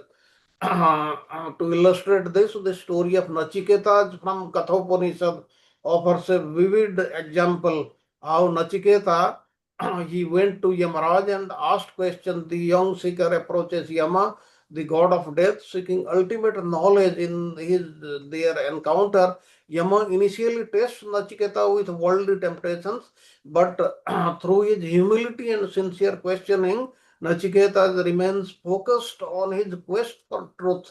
A pivotal exchange occurs when Nachiketa asks, Yama, tell me of the soul, for that with me is doubt. Yama, then impressed, he replies that the wise know the soul is immovable, eternal, and beyond birth and death. And such dialogues exemplify how, through direct interaction, Nachiketa receives profound teaching that illustrate the nature of self and Brahman. If you get time, please read the whole story. There is no time to tell now. Otherwise, I had studied long time back. I could have told, but you can find it somewhere. The next, let us go to the next. Okay. Now, please remember that the Advaita school holds the opinion that Brahman cannot be expressed in words. In other words, in their understanding, Brahman is indescribable and can be understood only by spiritual realization. Any attempt to describe Brahman in words result in description covered by material modes. And according to them, these scriptures describe Brahman as self-revealing. That is, he can be understood only by his own accord. And if he could be described by words, this principle would be contradicted. Now, let us see this in this Adhikarana 5. That is the verses 5 and 6. Brahman is knowable by the description in the Vedas. Now, challenges from impersonalism. Maintenance of the Vedic revelation. Doubts arise when individuals without sufficient scholarly guidance attempt to interpret Vedas independently, often leading to misconceptions. That we know it very well. Then critique of impersonalist arguments. Impersonalists hold the view that Brahman is indefinable and transcends all descriptions, suggesting that its ultimate nature cannot be constrained by human language. It cannot be described by by anything else. But as we have seen, the Vedas, Vedic literature, they can describe anything and everything. The details we'll see later on. Let us go to next slide. The counter arguments from scriptural authority. Now, the text points that while Brahman is infinite, cannot be entirely described, it does not mean that meaningful descriptions cannot be made. What the Advaitavadis they are saying, he cannot be described. He may not be fully described, but meaningful description that is possible. The Vedas contain many references that articulate aspect of Brahman. To enrich this understanding, incorporating insights from text from Bhagavad Gita, the Puranas can provide a broader perspective. For instance, considering the episode of Krishna's cosmic form in Bhagavad Gita offers a compelling intersections of these texts. In this narrative, Arjuna witnesses Krishna's universal form, a moment that conveys the vastness and multitude of aspects that Brahman encompasses. And this episode, echoed in texts such as in the Puranas, vividly illustrate the divine's boundless nature, reinforcing the idea that descriptive language is indispensable across the Vedic literature. That means this Vedic literature can describe the Supreme Lord. There should be no doubt about it. And what is the scriptural support? The passage recognizes scriptural quotations used by impersonalists to argue that Brahman is indescribable, but counters this by showing that such claims themselves require articulation and construct. And conclusion and debate, Vyasadeva's refutation, the final stance is that Vyasadeva addresses and refutes the impersonalist view that Brahman cannot be described. And this demonstrates the Vedic conclusion that while Brahman transcends complete verbal description, it is still expressible in significant ways through the scriptural knowledge, scriptures, maintaining the integrity of Vedic authority, because it is given in the Vedic literature, and Vedic literature has emanated from the Supreme Lord. It is possible. And the key takeaways, disciplic succession, essential for the correct understanding of Brahman. Okay, highlights how these mistakes support a flawed view of Brahman that contradicts traditional knowledge, advocate for a return of interpretations that respect the integrity of the Vedic knowledge. Basically, we have to recognize the authority of the Vedic scriptures. We should know that Vedic scriptures are the authority, and if we follow them, then everything will be correct. Okay, let us go to the, we are running behind time. Will not have a break. Okay, now we go to the last sutra, Sutra 6, Gunaschan Atma Sabdavat.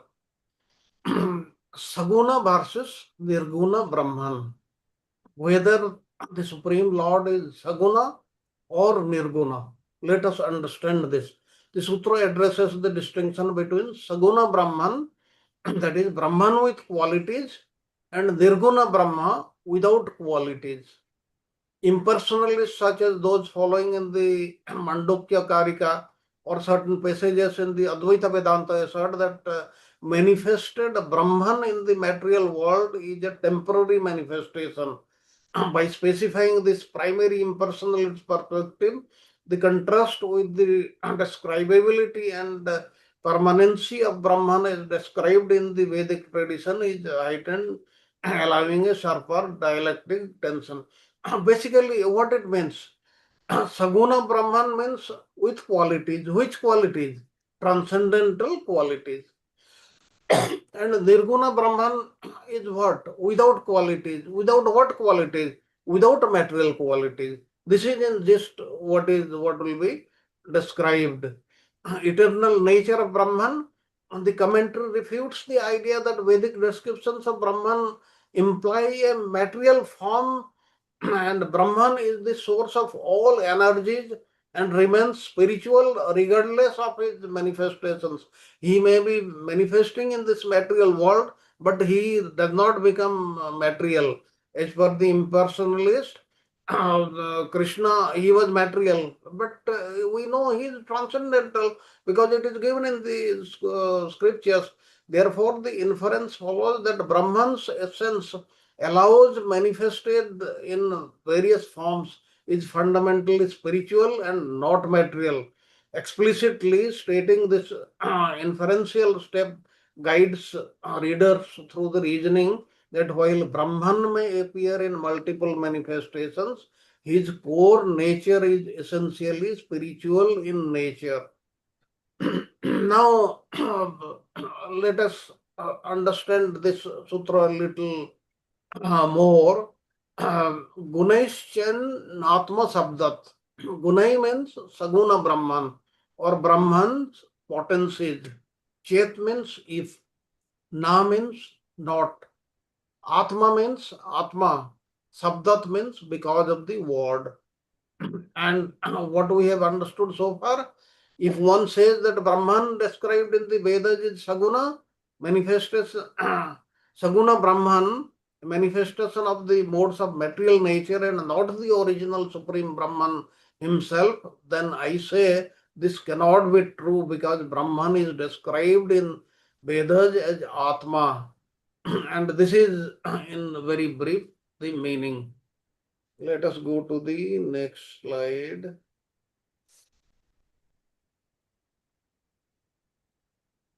Okay. Now, point number 3, the scriptural affirmation. The sutra references various Vedic texts that describe Brahman as the supreme self. And he is said to exist even before material creation. Even before material creation, the Lord was there in the Chatusloki Bhagavad. It is very, very clear. And when the whole universe, whole world vanishes, is destroyed, still then the Lord is there. That means he was there and he will remain forever. And this is his identification. This identification reinforces Brahman's transcendental identity. Anything which is material, it has a beginning and an end. But one who is transcendental, it has no beginning, no end. Implications for understanding. The sutra concludes that scriptures descriptions of Brahman affirms his eternal and personal nature.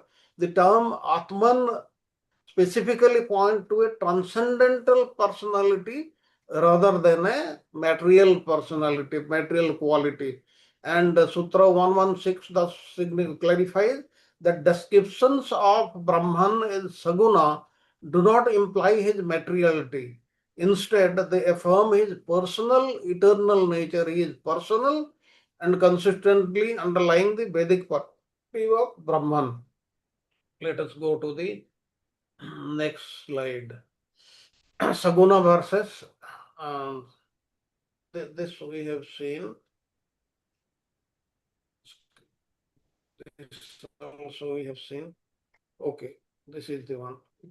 Now, both sutras, that is 5 and 6, they boldly examine how Brahman can be described. 115 insists on describability through scriptures. Brahman can be described by the scriptures. And Sutra 6 explores that those descriptions reveal that Brahman's eternal personal identity. Now, philosophical continuum. Taken together, both sutras create a continuum emphasizing that Brahman, while beyond complete descriptions, we may not be able to fully 100% describe, but nonetheless is accessible and expressible through Vedic language. And the acknowledgement of Brahman's personal qualities in Sutra 6 builds on the foundation laid in Sutra 5 regarding the role of language in understanding the divine. And what is the unified understanding? The interconnectedness of the two sutras presents a holistic view that what is the holistic view? Brahman can be described and understood through Vedic text that affirm his eternal and personal nature, thereby bridging the gap between impersonal and personal conception of the divine. This is very, very clear. Okay, let us go to the next slide. The goal of the Vedas is not fruitive activity. This we have understood. On the contrary, devotional service to Lord Vishnu, that is what is important. Then the goal of the Vedas, Sutra 4 asserts that despite various topics discussed, all Vedic scriptures ultimately converge on Lord Vishnu. And interpreting the Vedas, Jiva Goswami further explains that although many Vedic texts might seem contradictory, they ultimately lead to logical conclusion centered on the Supreme Personality of Godhead. And he states that the Puranas, particularly Bhagavat Mahapurana, they are essential for understanding the Vedas. The Vedanta Sutra, meanwhile, serves as a concise guide. And please remember that the Vedanta Sutra is not for anybody and everybody. This is for much higher studies. That's why even if one studies Srimad Bhagavatam, he will get the essence. And disciplic succession, this we have spoken enough. And role of rituals, there is no role of rituals because the rituals ultimately lead one to the Supreme Lord's devotional service. Okay, let us go to the next slide. The scriptural references, there are many references given. Gopal Tapani Upanishad confirms that Lord Vishnu is glorified in all the Vedas. Kathopanishad states that all Vedas glorify the lotus feet of the Supreme Personality of Godhead. Srimad Bhagavad Gita 15:15, the Lord claims to be known through the Vedas and is the compiler of Vedanta. Uddhava Gita, which we are nowadays studying, will be completing it shortly, establishes that the essence of Vedic knowledge culminates in the understanding of the Supreme Lord, who is both ritual and worshipped deity. And counter arguments to this, to address the claim that the Vedas focus primarily on fruitive activities, one must emphasize that all discussions ultimately revolve around Lord Vishnu. Then, in particular, the phrase Tattu Samanvayat, but on the contrary, marks a strong transition to the real essence of the Vedas, asserting that they lead to a singular conclusion that devotional service to the Supreme Personality of Godhead is the final thing we should learn. And the argument that God is merely an instrument for achieving results overlooks the deeper spiritual understanding the Vedas promote, rooted in devotional service rather than mere ritualistic activities. And Sutra 114 emphasizes that while the Vedas discuss rituals and karma, their ultimate goal and focus are on the Supreme Personality of Godhead, Lord Vishnu. Proper interpretation through disciplic succession and an understanding of the scriptures lead to this conclusion. Okay, let us go to the next slide. Brahman is knowable. Scriptures vividly describe in detail in Sutra 5 what we have seen. Brahman's describability, he can be described in the Shastras. And Advaita Vedanta versus personalism.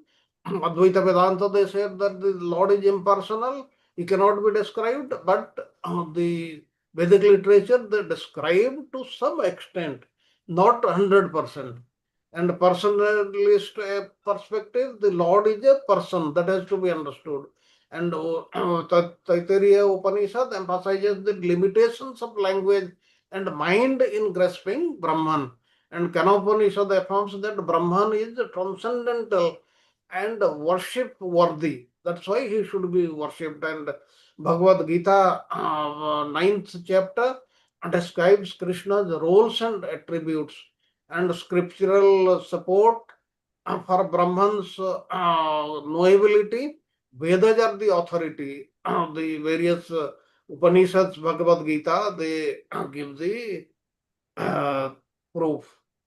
Then next, Baladeva Vidyabhusana responds to Shankaracharya, presents theistic Vedanta and emphasizes Brahman's personal qualities rather than the impersonal of Advaita Vedanta. Emphasizes devotion and association with devotees, sadhu sangha, as key to understanding Brahman, while Shankara emphasizes intellectual qualifications. And nature of Brahman asserts that Brahman possesses qualities and can be approached through devotional service. These are the take home points. And misinterpretations of indescribability, understand that the term yato vacho nivartate means Brahman cannot be fully described, not that he is utterly indescribable. That is to be understood. Considering that Mount Meru example, you cannot see all the Brahman at once, but you can describe specific aspects of him. And spiritual nature use words about Brahman consciously. Their spiritual nature conveys his attributes beyond the limits of human language. And philosophical disputes, disagreement by Shankara, Baladev Vidyabhusana supports Brahman's personal nature, and Shankara advocates the formless, qualityless perspective. And the key points of the dispute: except that Brahman is conscious creator. As Baladeva argues, this contradicts the claim of Brahman is qualityless. And Baladev Vidyabhusana emphasizes that while Brahman transcends complete description, he is not entirely indescribable. And that is what is given in our Vedic literature. And in the sixth sutra, what we have learned, rejection of Saguna Brahman, that is material Brahman, that is rejected. And clarification of Brahman's nature, Brahman is always Nirguna, that is without material qualities. And counter arguments of Mayavada, Vyasadeva refutes Mayavada's dual view of Brahman. Nirguna is higher and Saguna is lower. And incarnations of the Lord, the sutra upholds that while the Lord appears in various incarnations, these forms are fully transcendental and not subject to material conditioning. Let us go to the next slide. The last slide. Several scriptural texts reinforce the understanding of Brahman as Paramatman. Now, in various Upanishads, it is given that the Supreme Self existed before creation. He will be there after the whole world gets destroyed also. It is given in the Upanishads, in Bhagavad Gita, in Vishnu Purana, all these are given in this slide. And Mayavada's misinterpretations, Mayavadins advocate for worship as a means to merge with the Brahman, but as we know, that is a spiritual suicide. Thereafter, one loses one's identity. There is no question of serving the Lord, whereas the devotee wants to serve the Lord even after going to his kingdom. And spiritual reality, the sutra emphasizes that Brahman is realized in three aspects. Brahmeti, Bhagavan, Paramatmeti, Bhagavan iti sabdate, all of which are transcendental. All the three aspects, they are transcendental. He has these three forms always. And the concepts of Saguna and Nirguna are clarified, indicating that the Lord's qualities transcend material definitions. And final observations, the term Saguna Brahman, Brahman with material qualities, may refer to the Mahatattva, the collective material elements of cosmic intelligence. But this does not support the Mayavada doctrine impersonal view.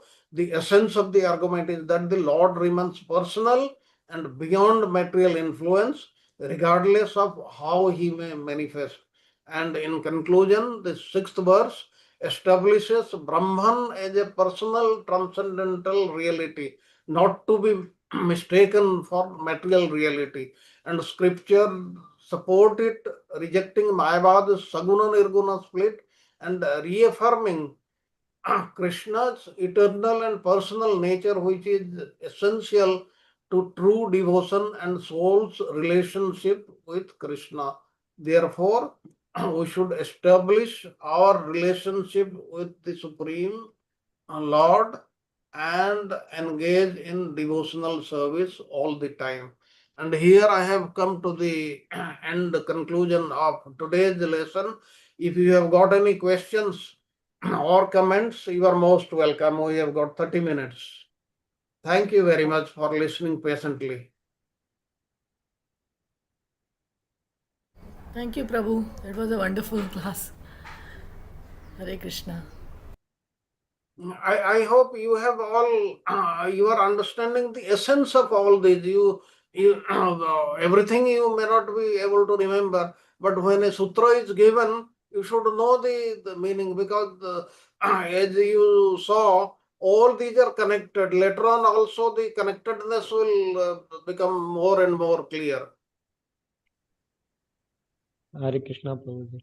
So nicely. I think it's like a second, more important, like a second class. Like, Sutra second and third we saw. First was totally different. Lot of things were there. Second and third was there. Now fourth, fifth, sixth. I think we are going more, more, in a focused way. I can see Guruji, that. sorry. Charu I'm- Prabhuji I'm wants to say something. I'm sorry, I must disagree with you, Radha Prabhuji. Sutra 1 is not totally different. Sutra 1 is the basis, foundation of all other sutras. Yes. Brahma Jigyasa, Thato Brahma Jigyasa. Oh, You have to know what is Brahman, and that Brahman is being described in the subsequent sutras. So they are not No. totally different. No, Radhavina what I Prabhuji? mean, because there are so many slides, Prabhuji, we get, a lot of description, but now we are getting more in focus. I'm not saying that Yes, so it's the so importance so is so less, you have no. to, so that jigyasa has to be known. Jigyasa has to occur in your heart that what is Brahman, and Yeah. that Brahman is being described step by step in all the subsequent sutras. Now this is still just a beginning. Okay. Yes. Okay. Now today we learned, right? In Sharad Prabhuji pointed out very clearly that repeatedly we've been shown that ultimately, even the Upanishads have described in a kind of a kind of impersonalistic view, that ultimately it comes down to the devotional service. Now, as Chaitanya Mahaprabhu says, that ultimately Srimad Bhagavatam is the actual commentary on the Vedanta Sutras. And to give you that example, very clear cut, is this sutra subject 4, 5, 6, right? That on one hand, it seems like that this Vedas, Shastra cannot describe Brahman, is indescribable, right? But that is refuted here. And that's a clear example we see in Srimad Bhagavatam, 10th canto, the final, about 89th chapter, I believe, where Veda is personified, explained. Yeah. We went through that, right? Yes. That when Maharaj Parikshit asked question to Sudev ji, that it seems like that the Vedas cannot describe, Shastra cannot describe Brahman, is beyond description by words, right? But their Shastra personified themselves in so many verses differently, ultimately comes to the point, no, indeed that is describable. And that's what we actually see in this Vedanta Sutra. So see the connection. Bhagavatam will explain you in an easily understandable way for ordinary people. Therefore, to understand Upanishads, you need to have a higher intellectual power, intellectual capacity. But you see, You connected very, Prabhuji, you connected very nicely that, Vedas cannot be described, but you can understand aspects of the Vedas, because God says that who can understand me everything, right? So you cannot be knowing it. But what we need to know, he's giving that knowledge. And the Vedas personified gives exactly like that, right?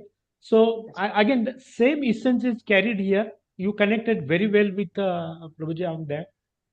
Again, we see today Nirguna Nirakar. I don't think it's going to go anywhere. And that aspect also I refer to when Samita Mataji was talking about the previous sutra, right?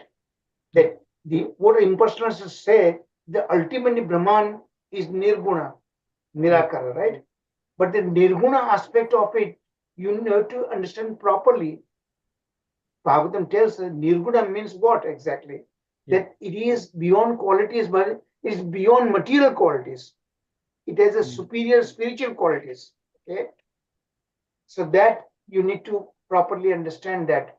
And the impersonalists will say what they say, that as long as you must worship, not worship, in fact, they say that you must study, you must accept then Brahman is Nirguna, Brahman ultimately is Nirguna, what they're saying. And to differentiate, in order to, how do we meditate on something that is something formless, something that has no qualities? So in order to save their difficulty, because they're saying we must meditate on the Nirguna aspect of the Brahman, but you cannot meditate something that has no form in it. So then they say that temporarily, until you develop that capacity to meditate on the Nirakara aspect or Nirguna aspect of Brahman, for time being, you practice on somebody like Krishna, Vishnu, those who are Saguna. Now, what they're saying, they're committing a huge offense, Prabhupada points out. When there's Saguna, that means Krishna, when he descends in material world, he acquires these material qualities. And that defies totally, completely, right? Because how a 7-year-old boy who is fighting with this, very, very poisonous snake, okay, and then so several other his transcendental pastimes, he swallows all the fire and everything, all these qualities that is described in his pastimes, it cannot be somebody who is supreme, other than supreme, So you see, the Bhagavatam tells you in a way that ordinary people can understand everything. Whereas Upanishad tells you in a very jnana point of view, which is not possible for everyone. But how the impersonalist, they misguide people in general, that okay, you cannot meditate on somebody who has a formless, who has no qualities, no attributes. So for time being, to practice that, you practice on Krishna, Vishnu, whomsoever you like, and they are Saguna. So they differentiate Nirguna Brahmana from Saguna Brahmana. But then they are committing a huge offense. They are saying Krishna also comes under the influence of the Prakriti's 3 gunas, Saguna. But they forget he has transcendental qualities. How do you explain Krishna's pastimes? All this lifting Govardhan hill, fighting with this Kaliya serpent, and so on, whose poison used to kill birds flying several thousand feet above the sky. And here he is subduing. All these superhuman qualities is being described by Krishna. You cannot explain that he has material qualities. He is supreme. He is beyond the limitations of material things. He is way beyond. Yeah, Prabhuji. So when the Saguna, these impersonalists are committing a huge offense. They defy their own hypothesis. They say that Brahman, they don't differentiate Brahman and Jivatmans, right? They say they are indistinguishable. But then the difficulty comes in that how the Jivatma comes into play. So what they're explaining, Jivatma comes under the influence of Prakriti's 3 gunas. Okay, and then they become Jivatmans. Brahman becomes Jivatman only when it comes under the influence of the Prakriti's 3 gunas because of Ajnana. And that when you remove the Ajnana by studying Vedanta Sutra, that's what they're arguing about it. But then they are getting into big trap. Brahman on one hand is supreme. That's like every Upanishad said. So something that is supreme, how that could come under the material qualities? Prakriti's 3 gunas. So you understand that the Nirguna Saguna dispute? Yeah. No, you put it many times, Prabhuji. How can Brahman in such a supreme can come under the influence, and then somebody? So that means gunas are above the above the Brahman. So Brahman is no more the highest, right? So they're contradicting their own things. Yeah. So I have just one. I'll just mention in a Haripat Prabhuji there are Dhaneshwar Mauli is supposed to be Krishna incarnation. It's a belief. He says very well. त्रिगुण असार निर्गुण हे सार सारासार विचार हरिपाठ सगुण निर्गुण गुणाचे अवगुण as you are saying he say that hari will mirth worth jai you don't you are losing hari and just trying to go sagun and nirgun you know he talk then he says अव्यक्त निराकार नाही जे आकार तेथून जेथून चराचर हरी भजे है ना ज्ञानदेव ज्ञानी रामकृष्ण म्हणे so many ways Prabhuji also others also describe both are how you look at it, nirgun and nirakar as you gave qualities of that. And just I'll tell one more the sloka. He said Chauvedi Sai Shastra Atrai Purane Harishi Gati. So all Vedas, Sai Shastra and Atra Puran Harishi Gati. How he said Manthuni Navnita Taise Ghe Ananta. Like that you churn the yogurt and then find the butter particle. Now this is the yogurt, right? The whole Vedas you are churning, or the sages they have churned. He had churned. He gave us Vedant Sutras. On that Sutras, somebody meditate that Upanishad to understand, and we are finding essence of that.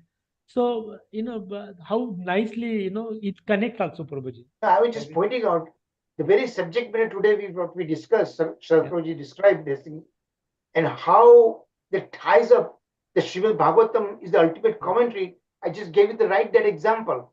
Yeah. 89th chapter, 10th canto is precisely that very subject matter. It disputes that Vedas cannot describe. No, it is describable. And Vedas themselves personified gives argument about it. How it is described. Yeah, thank you, Prabhuji. Hare Krishna. Prabhuji, one more sloka we can connect. सर्व उपनिषदोगा हो दुग्धा गोपाल नंदना पार्थो वत्स सुधीर भोक्ता दुग्धम गीता मृतम महत like Radha Vinod प्रभु जी आपने बताया वैसे ये श्लोका में भी वही बताया है सर्व उपनिषदों का सार.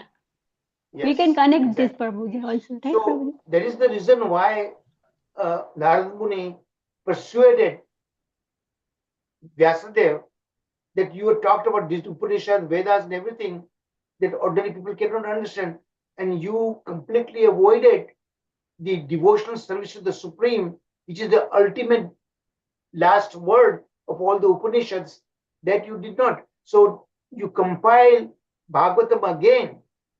He had completed it already before 18 Puranas, but that Bhagavatam did not describe completely. So then he recompiled it Bhagavatam and created this in these 12 cantos of Bhagavatam. Everything ultimately boils down. First 9 cantos talks about different incarnation of Lord Shri Krishna, so that we should understand in different, even when he comes in animal forms, fish form or the Varaha form, he still remains transcendental. See, that's the amazing part. Just because when he comes in the animal forms does not mean that he remains material. He is fully transcendental even then also, And then finally, when you understood the different incarnation, then Krishna's own nature, his qualities, transcendental qualities, everything is described fully in the 10th canto, in great description. Then there we understand who really is supreme and what the supreme really means. And how do we understand? Do we understand through Shastra? And Shastra to be understood only through devotional service. That is the bottom line message of the Srimad Bhagavad Mahapurana. Everybody understood that point? Sharad Prabhuji, am I explaining all right? Yes, Prabhuji, very true. What to talk of the Supreme Lord, even in the Supreme Lord's Dhama, as we know from Brihat Bhagavatamrita, there all the animals, birds, insects, everybody they are transcendental. What to talk Hamsa Avatar we discussed, remember? Yes. And deep philosophical aspect, Hamsa Avatar, that we saw that he explains the 4 Kumaras. And 4 Kumaras are the Jnana avatars of the Supreme Lord. They themselves receive their Jnana directly from the Supreme Lord. See, the first 9 cantos are also very, very important. But in order to understand all these things, ultimately the 10th canto is the ultimate Samam Bonam. ultimate, the last word of it. Then we really know who Krishna really is. How does he think? How does he interact with devotees? All this detailed aspect of it that we learn about Shri Krishna in the 10th canto. And finally, Krishna himself explains to Uddhava in the Uddhava Gita everything that we learned from all the cantos in the Bhagavatam, 11th canto, right? That we have been studying now, Uddhava Gita. Everything he explains, Krishna himself. Uddhava Gita is much more than even Bhagavad Gita. Okay? Haribol. Yes, Prabhuji. Any other comments or questions? Prabhuji, because of advanced Bhagavatam, we are easily understand the Govind Bhatya because connection is so much. So everything. So it is very. When I design all these courses in a very, Yes, very Prabhuji. methodical way, what I've done that, okay? So it And is very easy even to for us. understand, even to understand this Vedanta Sutras, Baladev Vidyabhushan, the commentary, that's the reason I devised that those 11 lessons, Yes, Prabhuji. fundamentals, prerequisites, everything all we discussed, 11 lessons, now we've been understanding now, you know. So and by the time you reach, and why I decided to individually discuss every sutra, because every sutra is the foundation. Everything we must understand that. And that's why impossible task we have undertaken together. It might exceed 100 lessons, just like the entire 12th canto of the Bhagavatam. And it will probably go beyond my lifetime. Now it's going to be picked up by Sharad Prabhuji. But I'm at least hoping that all the PowerPoints of all 558 sutras, Lord might allow me to do that, you know. And given, look at me now. My brain is terribly affected by this very poor, weak heart, not nourishing, but nonetheless, intellect and everything is, you can see it's coming out. And it's all due to the Supreme Lord. Everything works according to what He wants to do. And we as a person, individual person, are totally insignificant. Doesn't matter who. He empowers whosoever comes there. And everyone has a finite lifetime. Right? So individually we can do only so much, but it must go continuously. This is exactly what disciplic succession is all about. That whatever originally said by the Supreme Lord, it must continue without modifications. Everything that. So all disciplic succession, we have been given that you speak only that is given in Shastra. That the original meaning, original subject matter, the way Krishna said, that is exactly must be given time after time. Yes, Prabhuji. Yes, Hare Prabhuji. Krishna, Prabhuji. As It it was so is. beautiful class. Amazing class. So, Prabhuji, when you say, like, is this understanding correct? When you say Vedanta Sutras, that is the complete knowledge of Supreme Personality of Godhead. It's the final word. Vedanta. Final word. Last word. Yeah. And the essence of it and is. The last word is all about developing selfless bhakti. Because Shastra, everything ultimately understanding must come from the Supreme Lord, and that will come only when you surrender unto Him. Then one who is unknowable, he unknowable himself reveals to that devotee. Okay. So when I compare Vedanta Sutras with Srimad Bhagavatam, my question is, can I develop pure love of Lord by reading Vedanta Sutras, or without Srimad Bhagavatam I cannot develop pure love for God? Bhagavatam is the most, because they is easily understandable by ordinary people, and easily understandable because Bhagavatam's central message, entire Bhagavatam's central message is develop selfless bhakti. then Krishna will himself reveal to every devotee. So will it be right to say that So Vedanta that Sutra doesn't is mean the that we should avoid Vedanta Sutra, because Vedanta Sutra, as we are going each and all these things in great detail. So all these things are going to be revealed methodically, because first when we studied Bhagavatam, we did not have that kind of intellectual power. But now, after going through Bhagavatam and we undertaking the bhakti process, now we have developed that intellectual capacity to understand Vedanta Sutras. So ultimately, Vedanta Sutra is very, very important. Don't underestimate that. okay? Thank you. Yeah, very well. Because we are going now, this is why I have called it advanced Bhagavatam. It's a few steps higher than we first did this entire Bhagavatam. This is the third time we are doing Bhagavatam. And we did the 6 Sandarbhas that Jiva Goswami explains in much greater depth. Many of you missed that 6 Sandarbhas. That all the 6 Sandarbhas are extremely important. Srila Jiva Goswami goes in great aspect in an easily understandable way. He explains the philosophy. Haribol. Sir Prabhuji, pardon me, I may have gone. Thank you, Prabhuji, for clarifying all the things.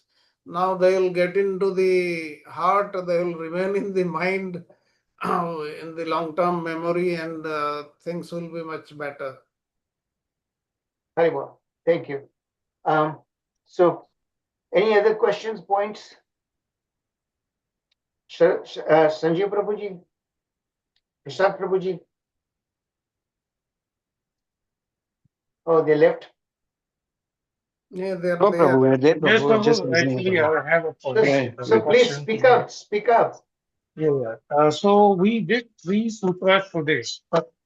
Tat tu samanyavat, Shikshate Nashabdhamam, Now we have done Gauna six sutras. Shabdam. 6 Yes. sutras we have done that so Yes, far. so we did 3 today, and Sarko very nicely done. And you also mentioned that all these 3 sutras, or all the sutras are interconnected. May you kindly just revise for me once again? What is the connection between these 3 sutras we did today? Look at this. So far, 6 sutras we have talked about, right? What is the connection? 6 sutras. The very first sutra, Athato Brahma Jigyasa, we discussed at great length, right? Yeah. What we understood from the way from the commentary by Sri Baladev Vidya Bhushan, you know, that we must at some point in our lifetime we must develop that inquisitiveness, curiosity, what Brahman is, who we are Jivatmans, what is our capacity related to the Supreme Brahman. So that jigyasa, that inquisitivity, that questioning, that must develop only when we are thoroughly disgusted with our material existence. When you come to my age, you'll realize that, you know. Then when that develops, and that can be developed only when you have a human birth, which is so rare. Don't blow up that human birth. And all of you are extremely fortunate that now we have developed that curiosity. We are all studying that. So once we develop Brahma Jigyasa, then the next sutra is what? What is that? What is the next sutra? Sutra number 2. Today, Savita Mataji talked about today, right? What is that sutra? Jalmadyaksha Yato. Yeah, that means what is the meaning of the Janma, Adi, etc. So you say what the logical continuation is there from develop the Jigyasa? What is Brahman? Then Brahman is being methodically being explained. It begins with 2nd sutra. What is Janma, Adi, etc. In 2 different aspects that is explained. One aspect with Jagata, other aspect is Jivatma himself. Okay, Jagata means when did it become created? How did it continue being nourished? Okay, and then ultimately dissolved, and the cycle keeps repeating indefinitely. Okay, so that is Jagata. Then comes to Jivatma. How Jivatma comes into take birth, how it's grown, how all the sevenfold miseries he goes through that, ultimately dies, and then it continues until he becomes spiritualized. Spiritual inquisitiveness developed in him, and some birth, some time. Then he begins the step number one begins freedom from his material existence, and ultimately develop love for God. So that then the verse begins. Then the question next begins that how do we understand? Because it is indescribable. The Upanishad seems to say in a superficial way, but that is not what the Upanishad says that. So that verse we saw that, right? So then the answer comes into the sutra that only through Shastra Yonivat. Yoni means somebody who takes birth from a womb. Shastra is like a womb. Okay, so Shastra gives knowledge. Shastra actually came directly revealed by the Supreme Lord through his breathing process. He revealed that to Lord Brahma, the first living entity. The Lord himself created him. Dharvadaksha Vishnu. Okay? So Shastra Unitvat. And then we come the later two sutras that we saw that, right? That how Shastra seems to superficially seems that it is indescribable. No, it is not indescribable that we saw that today. It is describable indeed. Okay. So now we are going to continue from this point onwards, next week onwards. So it will continue. I think you asked me, who asked me the question? Sanjeev Prabhu, right? How methodically we went to it. So far I have given the connection with the first 6 sutras. They're all connected, right? Beginning with the first one. Now we have reached to this level that it is to be understood through Shastra. So now we are going to go deeper into that, Yes, Prabhu. Beautiful. Thank you very much, Thank you very Prabhu. much, sir. Thank you, So sir. every sutra has the interconnectedness, like from Yes, 1, exactly. 2, 3. And then now you'll So, see. so much Now we are thought process has in gone inside. Adhikarana, individual sutra we saw that. But now we are going to see Adhikaranas, which are multiple sutras. And then you'll see in my PowerPoints, like Sutra 5 to 11, everything, what is the connecting thread, interconnectedness? And what is the denominator? What ties up these different groups of sutras? So everywhere you'll see that each individual will study sutras, and the group of sutras, what is the interconnectedness, that also will see step by step that you'll see in my PowerPoints. Okay. So far we have completed 135 sutras. That PowerPoint is already there. Now, because of my illness, now I'm going to pick up again tomorrow onwards the second chapter. Again, I will go all the 4 padas, 4 sections of the second chapter. First chapter we completed all the 4 padas, 4 quarters. So in the next week or 2, I'll complete the second chapter. So that will complete almost 1/2 of 155 sutras that we'll see. The third one, 4th one, like that. So we'll see how much Lord will allow me to do that. But then Sar Prabhuji is right there, and Archana Mataji is there. These 2 devotees are going to be my continuation. When I will be no more with you, all of you, there'll be continuation. No, Prabhuji, you'll be able to complete this, and we'll be very fortunate to hear We'll see. about all this. 100%. Yes. 100%. Yes, Prabhuji, very true. For sure. Prabhuji, you For are sure, Prabhu. absolutely right. Yeah. Yeah. But That is a my wish end of is divine coming, Prabhu. Prabhuji. That's all. My end is coming. Haribol. Okay, now let's conclude the sutra. Let's conclude the class today. Nusingha prayers, who is doing that? Yes, Prabhuji. Wonderful session, Sharat Prabhu. Okay. Just want to Thank convey you. Thank you. my gratitude to you, Prabhu. Thank you very much. Wonderful session. All sutras are very connected, strongly connected. So we can't understand how much our acharyas has given, Prabhu. We cannot imagine in such an age what is how much they Without have given. Acharyas, we could not have come to understanding all these things. and they empower us. Okay, who is doing that? Dipti Mataji. Okay. Go ahead, begin, Dipti Mataji. I pray Lord Nrsimha to protect Charu Prabhuji's Thank you, Mataji. Thank you. We are very much thankful to you, Prabhuji, and obliged. Namaste Narasimhaya, Namaste Narasimhaya, Pralada Lada Daine, Pralada Lada Daine, Namaste Narasimhaya, Pralada Lada Daine, Hiranyakasi Pubakya, Silatankarana Khalai, Ito Natsinga, Parato Natsinga, Ito Natsinga, Parato Natsinga, Yato Yato Yami Tato Natsinga, Mahina Singa,